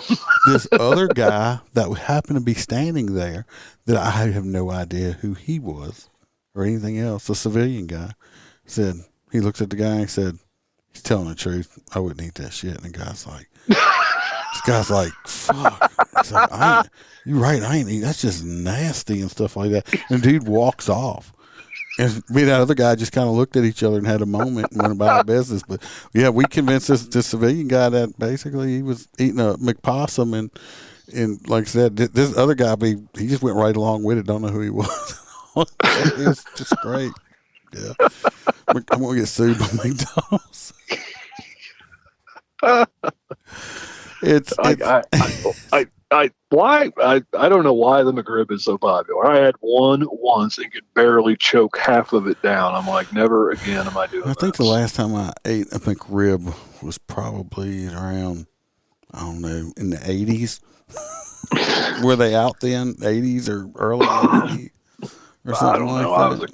I was a kid back then. It kind of disgusted me, and I mean, it was just, I was working at a McDonald's back then, so it was in the 80s, and it was when they would come out, and it was just like they had this like big giant like crock pot with these McRibs just like sauteing in this barbecue sauce. You have to use the tongs and reach there and grab them. I'm like, this just don't even look right here. Yeah, just doesn't even look appetizing. I mean, this was, put it this way, this was so far back. They still had fried apple pies and cherry pies back then. Okay? Oh yeah, when they were unhealthy and delicious, and this was also when I think McDonald's still used real meat. So back when they had the box cookies, like the vanilla wafer type cookies in the shape of like Big Bird and Grimace and all that. Mm-hmm. Those cookies were the shit, by the way. Those were amazing cookies. Well, them fried apple pies work too. Now, Popeyes has, I'm not a big fan of Popeyes, but Popeyes has a apple pie with cinnamon on it. That is fucking awesome. Popeyes has some of the best chicken strips around. The Cajun chicken strips. Oh my God. Y'all don't have Cane's, do you? Yeah, we do. There's a couple of them around. Well, go get Cane's. They're way better than Popeyes. Really? Yeah. Popeyes is just like eating crust. Raising Cane's actually has chicken meat in the chicken. Oh, they actually have chicken in the chicken? That's nice. Yeah, it's just not crust. Popeyes. It's not just fried breading. It's not fried crust with like the hint of chicken in it. with a chicken flavor packet sprinkled on top of it. It's all of the flavoring package people did not use when they were making ramen noodles. Yeah, they recycle. They're kind of like candy corn. They only made it once. They just recycle everybody's. They throw it away and resell it the next year. Yeah. I think I cooked some eggs one morning and Bam's like, what's that red stuff on it? She's scared of my eggs. She said, I don't cook my eggs all the way. Because if the white's got any run to it whatsoever, she's not going to touch it. She says, why is it red? I said, it's seasoning. What seasoning you put on it? I said, chicken seasoning. She said, what? I said, it's a fucking egg. It's a chicken, ain't it? It's just an unborn chicken embryo. I figured I could use chicken seasoning on it. I mean, fuck. It's a chicken. It's just in an earlier stage. Yeah. Chicken. It hasn't gone cluck yet. Yeah.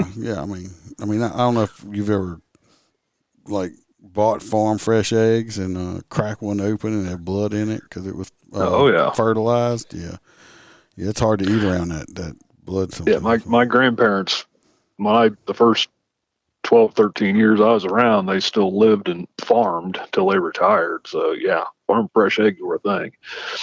And I'll go to this garden grown green beans. Oh, best green beans you'll ever eat in the world. I love fresh snap beans. I actually got some at the house since we've been dieting. I'll sit there and eat them green beans raw like a snack.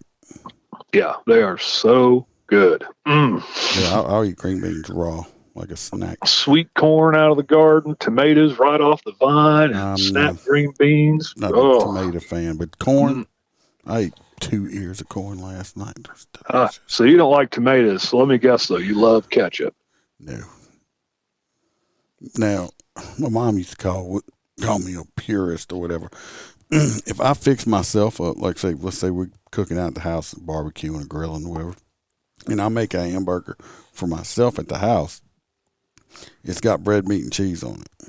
That's it. Yeah. Now, I might throw some onions on there, like onions.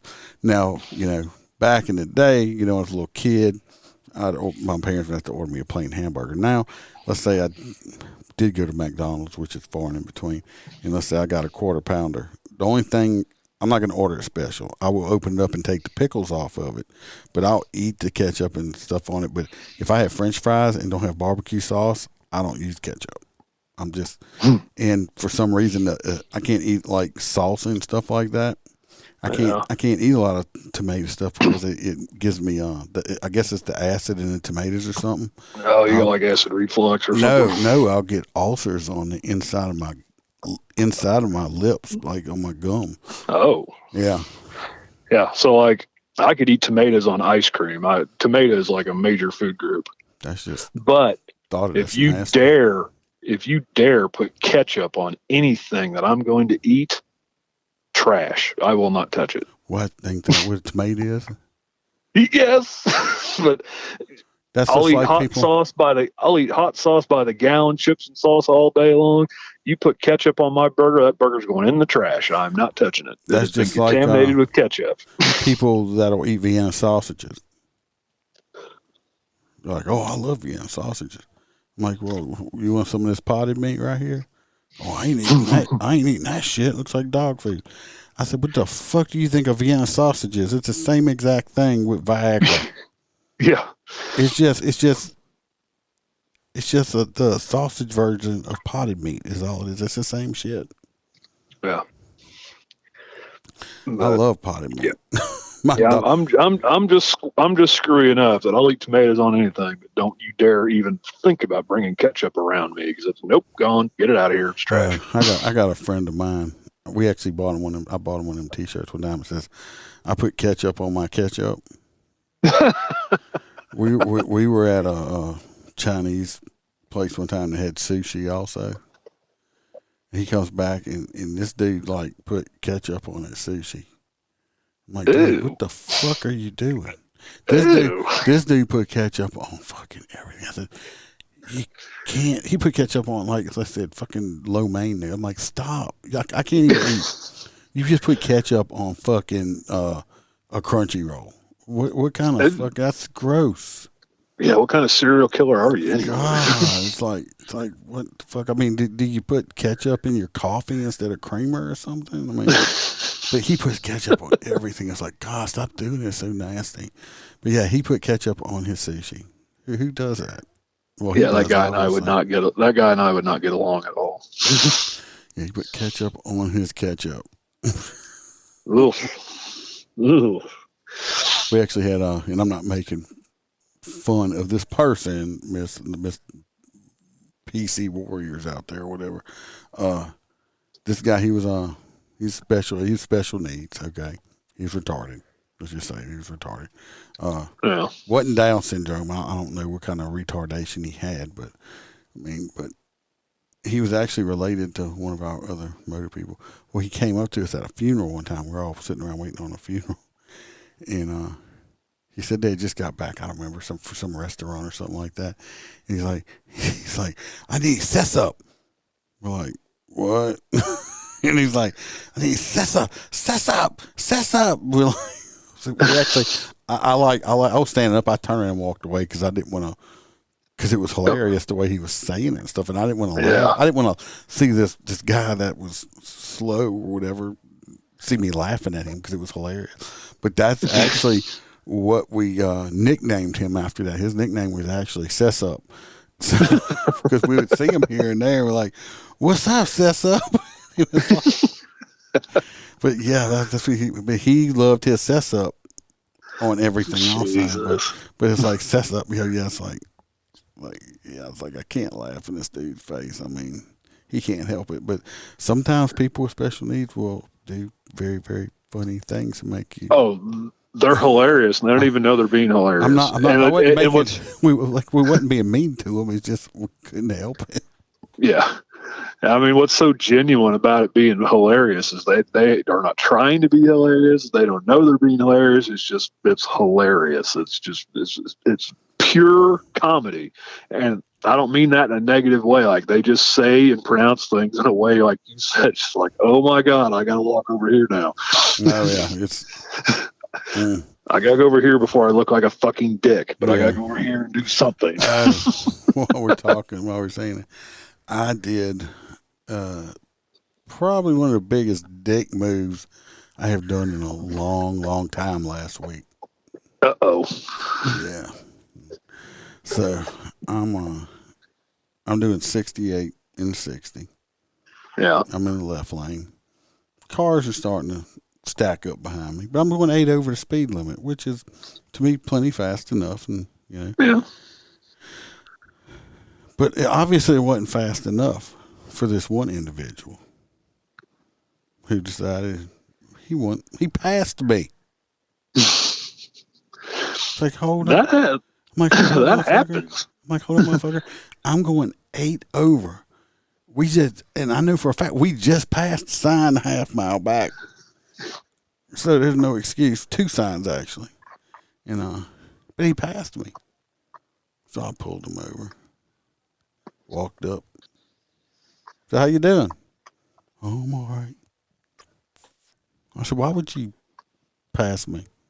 I mean, did you just wanted a ticket from me or what? And he's like, well, no. I said, well, why would you pass me? Well, spit it out. Why would you pass me? Give me your driver's license. Come back. I said, I wrote you for doing 70 and a 60, which is only 10 over. Yeah. Which I usually don't do, but don't fucking pass me. This motherfucker's like, I was only doing 69. I said, well, you know what? Why don't you come to court and tell the judge that, okay? Yeah, I'm sure he'll love to hear that. You stupid motherfucker. Oh yeah. I was like, but I rode him a 10 over ticket. I mean, he deserved it. I mean, he wanted to meet the Iceman that night. Well, I mean, it's funny you say that. It pisses me off. Don't pay. If I'm doing the speed limit, or especially if I'm doing over the speed limit, it's for the general motorists because everybody speeds. So yeah, I'm doing that for the motorist, and then you're gonna pass me. It's like, no, you wanted to. So at this point, all them other people are looking. It's like, oh, he passed him. He didn't do nothing, so I'm gonna pass. No, it's not gonna happen. Yeah. As soon as you pass I'm the pace car out here, motherfucker. Stay behind. Yeah. We're going to go a little faster than we should be, but as long as nobody passes me, everything's cool. Yeah. Yeah, exactly. Yeah, but it's funny you say that because, like I said, up on the interstate where I like to hang out, it's 5 lanes southbound, 4 lanes northbound. And the speed limit's 55. And you've seen my bike. It's black and white. It's got police plastered down both sides of it.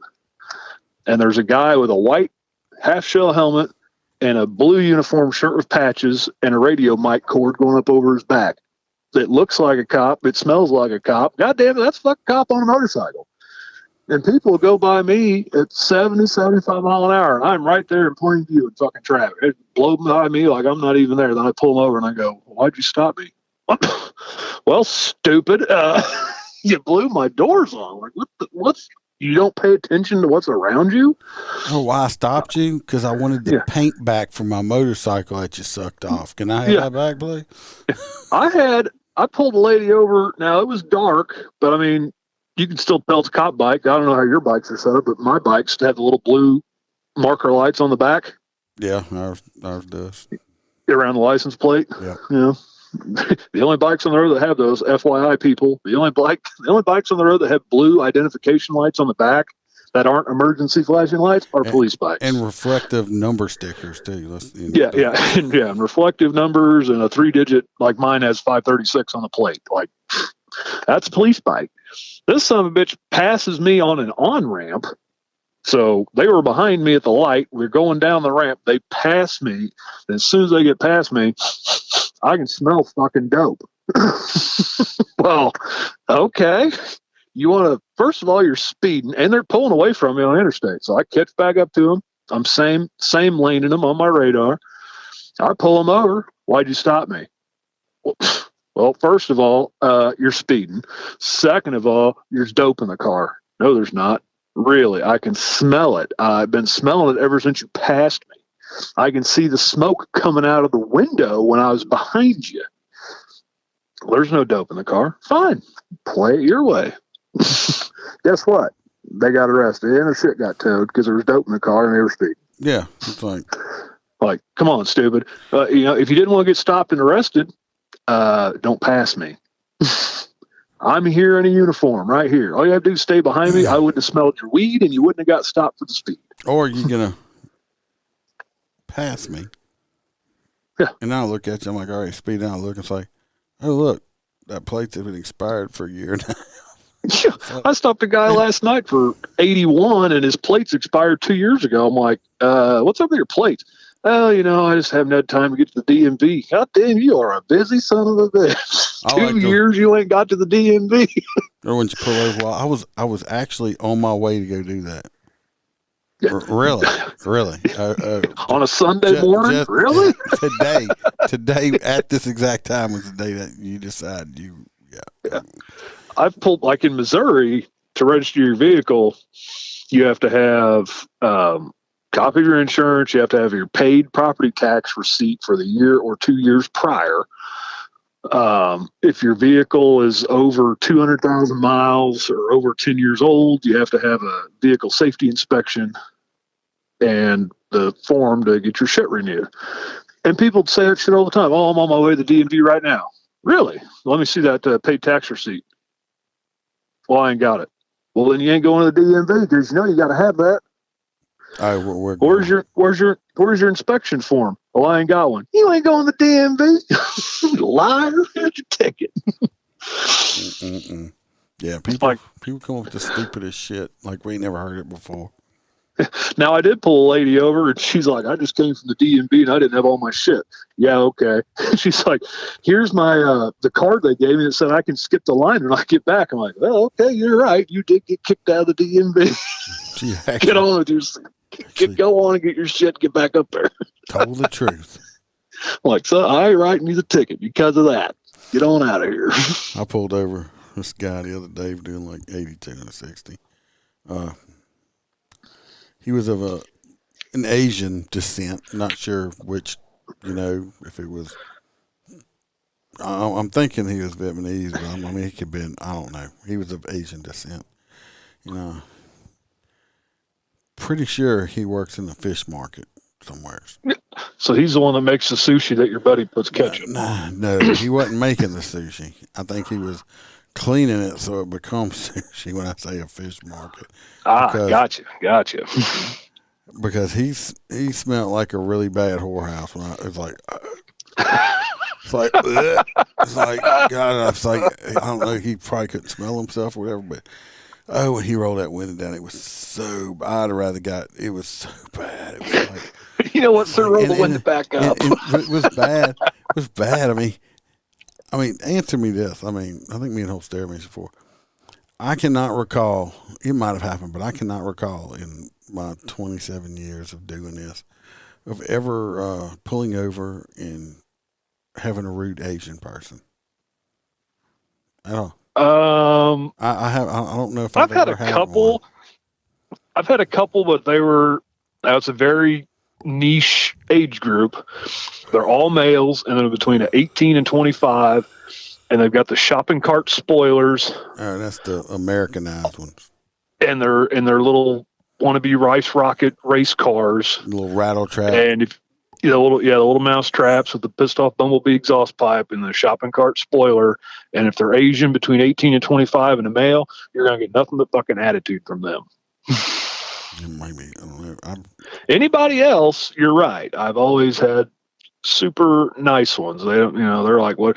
Fuck, I worked a car into a building. I was trying to get dinner one night. That was where I fucked up. Got dispatched to a car into a building at the Chinese restaurant. I show up.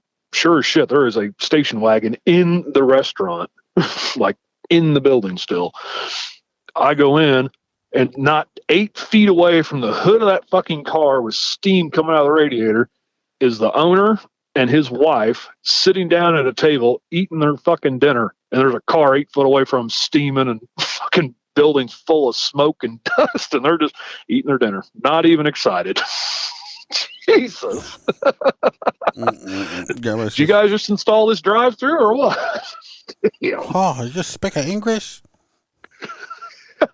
And their son is like, yeah, they were scared a little bit, but they were hungry, so they just went ahead and ate. Damn. That octopus gets tough if you let it sit there too long. Not a big fan of octopus. Did I tell you about the guy who didn't want to stop for his brakes? Didn't want to stop for his brakes? Yeah, this just happened like a week or two ago.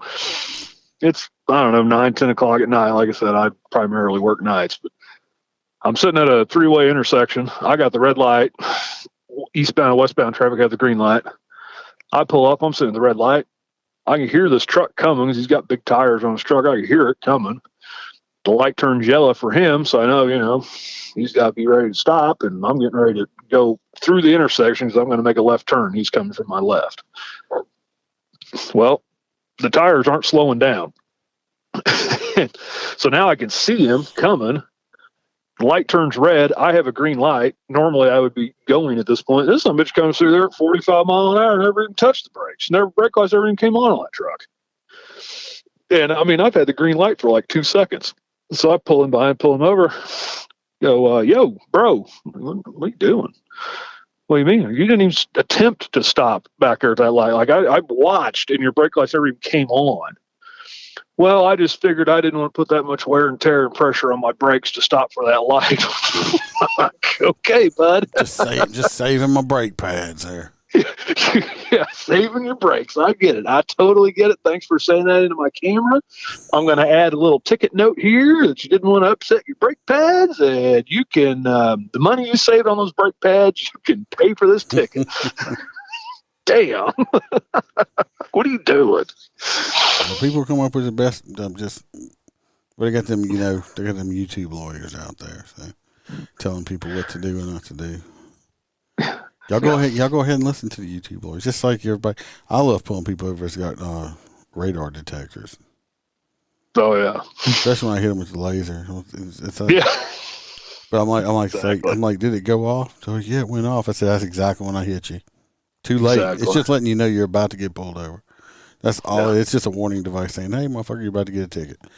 So Yeah. if you want to go out and spend $300-$400 on some fucking thing, it's going to let you know you're about to get a ticket. Go right ahead. But I like. Yeah, if I pull you over and you have a radar detector in your car, guaranteed you're getting a ticket, and I'm not cutting you any brakes at all, because you bought that with the sole purpose to speed and break the law. You're a speeder, yeah. And I like it when they say, well, I never speed. Why do you have that? Because it just looks if you never speed, then there's no point in owning that $200 radar detector. Yeah. So shut up. They're just useless machines. Do you have the app Waze? Oh yeah, I like playing with it when I'm out there. Yeah, me too. People go, there's cops here. Oh, yep. Oh, he's gone. Not no more. He's gone. He's gone. I actually used it one time. I said, repeating the story. People just stand by. Working. We had the interstate shut down, so I'm working the entrance ramp. And people. Everybody wants to stop. Well, I can't go that way, or what happened? It's like, I live right down there. It's like we have 4 barricades out here in a cop car, and it's closed. But I got tired. Of answering questions after a couple hours into this, because then this somebody's like, well, Waze. This one car came by a second time. I'm like, what are you doing? Well, Waze keeps telling me. I was like, okay, this is how you go. I don't care what the app says. This is where you have to go. Yeah, because it was basically making them drive around in a big circle. I got on the Waze app and put in there. It's like, yes, the road is closed. No, you may not go by here. Go up to the second red light. It's a nice drive. Take a right. Follow that road down. It will get you around the traffic. Thank you. Yeah. And I said, thank you from the cop that's tired of answering your questions. I actually got a response to one of them. Somebody got on there and said, thank you. Well, I was helping state with a fatals several years ago. And they just asked me to come over and out in the county. It's an unincorporated part of the county. Asked if I just come out here and block traffic and divert them down this gravel road. I'm like, that's fine. And, I live in the area, but I don't know every gravel road. I know where the fatal's at. I know the main road is just on the other side of the fatal. So first thing I do, pull up my phone and realize if I run them down this gravel road at the first right, the very first street to the right, which is another gravel road, if they take it and go 1 mile, it puts them back on the other side of the wreck on the main highway. I'm like, okay. Well, how do I get around here? I'm like, well, you go down here and you go down here. Oh, okay. Well, about the 6th or 7th person who goes, well, I just live right over there. Well, I'm sorry, there's a fatal crash down there. There's like 3 houses down there, and I've had 8 people tell me they live down there. Like, you got a family reunion going on down there tonight or what? And I go, how long have you lived down here? Oh, like 23 years. And you don't know any other way home. You literally don't know that you go down this road and take a right and it'll put you out at your house. Yeah, let me see your driver's license here. Like, how do you not know any other, one way to get home and one way only? Believe it or not, though, it's so strange. There's so many people that know one way to go. That's it. Because they don't drive around. They don't do nothing. I mean, pretty soon, nobody's going to. I literally pulled up my phone, and it took me 30 seconds to figure out how to get to the other side, so I could tell you guys how to do it. And none of you guys are smart enough to figure that out. I had somebody not too long ago stop and ask me for directions. I'm like, this hadn't happened in a long time. I said, do you got a phone? They're like, yes, right here. I said, let me see it. I said, open it. I said, where are you trying to go? I punched it in their maps. I said, here you go. That's how you use your phone. You're welcome. I said, here you go. Here you go. just I don't know. You're stupid. I don't know. It's going to take a lot more of me giving you directions to help you out, lady. Yeah. Why the fucking truck drivers? I mean, I don't understand. We have more foreign truck drivers than I think American truck drivers anymore. Oh, that's a guaranteed fact. Had fucking truck driver, had the interstate shut down. This fucking truck driver comes walking up to me, and I'll park far enough back where I'm going to make him work for it. Yeah. So he comes walking back there. Comes up. I'm like, yeah, can I help you? Since you walked like 75 yards off the road to get to me behind these barricades. Yeah. So, he's like, oh, he's trying to get somewhere. So he hands me these direction papers. I look at him, look back at him, look back at it. I said, is this shit written in Russian? Well, however, with fucking Russian, whatever. I mean, he didn't speak very good English. I was like, I don't speak fucking Russian. I said, go put this shit in your Russian GPS. Go on, get back in your truck, get out of here. Don't stop and hand me paper in fucking Russian. Yeah, I'm sorry. We don't. I don't have my Russian translator here today. Vladimir's off. I can't help you. I don't. I know a few words in Spanish. Most of them are cuss words, just enough for me to call the name. Okay. Yeah, pendejo. Does that apply here? So, there you go. I mean, it's just like, and some guys like, I was like, I don't know. I just call me an old fashioned person, where I'm just being a dick. I refuse to fucking learn the language. I should not have to learn to speak Spanish because I'm in America. Speak English. If you want to come here and work, fine. Come here legally. Learn. Because, motherfuckers, my grandparents, they've been living here 45 years and the motherfuckers don't speak English. It's like from 45 years, you cannot speak English. That's your fault. 5 or 6. See, when I was in high school, I managed a competition polo horse farm. Like hockey on a horse. Mm-hmm. I was the only pale-face employee the farm had, and I was the farm manager, and I had 3 or 4 Mexicans below me, and they were good guys. They had visas, like they did everything right, but they spoke like 10 words of English. But I spoke enough with them every day that I kind of had a baseline, and I could have a not like a conversation, but we could communicate and get what needed to be done, and I could get, tasks assigned and shit going. In turn, if you're picking their language up, guess what? Yeah. But then I left that and started doing my own thing for a while, and then I became a cop. So my Spanish is gone, other than, quesadilla, taco, and, burrito and chimichanga. And so the police academy out here was offering a Spanish for law enforcement class. And it was like a 3 or 4 day class about nothing but Spanish for law enforcement. We're not teaching you how to speak Spanish. We're not teaching you the whole language. We're teaching you the phrases that are going to keep you safe and how to go about getting a proper translator for interviews and shit like this. And it was a 3 or 4 day class, and just coincidentally, it was taught by a former motor officer. He was Hispanic, but it was like armas and el piso, which is basically put the guns on the floor. And so, you leave pages of just phrases, and you just kind of pick and choose the ones that you think you're going to need and use. And then he handed me like the DUI shit. Yeah, fuck that. Oh, yeah. Mm-hmm. Somebody else is going to deal with that guy that's drunk that can't speak English. I am not dealing with that nonsense. But we're on a felony car stop one night, and this guy does not speak any English at all. It was all a big misunderstanding, but at the time we thought that he was the suspect we were looking for. Turns out it wasn't. Welcome to America. But he's out of the car, and he's got a gun in his waistband, and all the officers are yelling and screaming at him. He doesn't know what the fuck's going on. And finally, I'm like, whoa. And rattled off 3 or 4 of them phrases I remembered from that class. And the guy's like, oh, okay. Very carefully, puts the gun on the ground, walks back, it goes to his knees. I think that's basically what, and then we took him into custody and realized, this ain't what we're looking for at all. Sorry for the inconvenience. You can go away. No, this is Jesus. We looking for Jose. Yeah. Oh, fuck, that's egg on our face. Sorry. But I mean, it came in handy. It seems like he's carrying a weapon illegally because I'm sure he didn't have a concealed carry permit and he can't speak he don't habla no English. In Missouri, under Castle law that they changed a few years ago, you don't have to have a concealed carry in Missouri. As long as you're not a felon, carry all the guns you want. Well, we're open carry. You got to have a concealed permit to carry concealed. Yeah, we don't have to have any of that shit. As long as you're not a felon, you can have a gun on you, in your car, on your car. Put a 50 cal on the roof. We don't give a fuck. But I mean, we're like, yeah, well, that's our bad. See ya.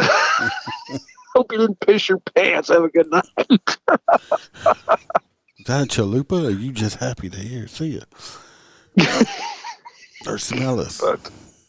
But well, we are, believe it or not, coming up on the 2-hour mark. I kind of noticed that. So we're gonna go ahead and end it. It's always a good time. Me and him would probably go on for 4 hours, and y'all be really bored listening to us by then. Like I said, like and subscribe. Check us out. It's the Motorcop4Life on TikTok. Go follow him. I'm sure he'll be on again. Hell, might get him to help us out with the midweek news one time when he's not working or something like that. Anyway. Oh God, meet the box holster, Iceman, and me. Oh shit! Don't forget Freebird. Yeah, Freebird too. Jesus Christ. He might share a nipple tassel with you or something. Yeah, I was gonna say, do I need to buy a nipple shirt? Y'all be safe. Watch your back. Watch your partner's back. And remember to always smile because Iceman can always be behind you.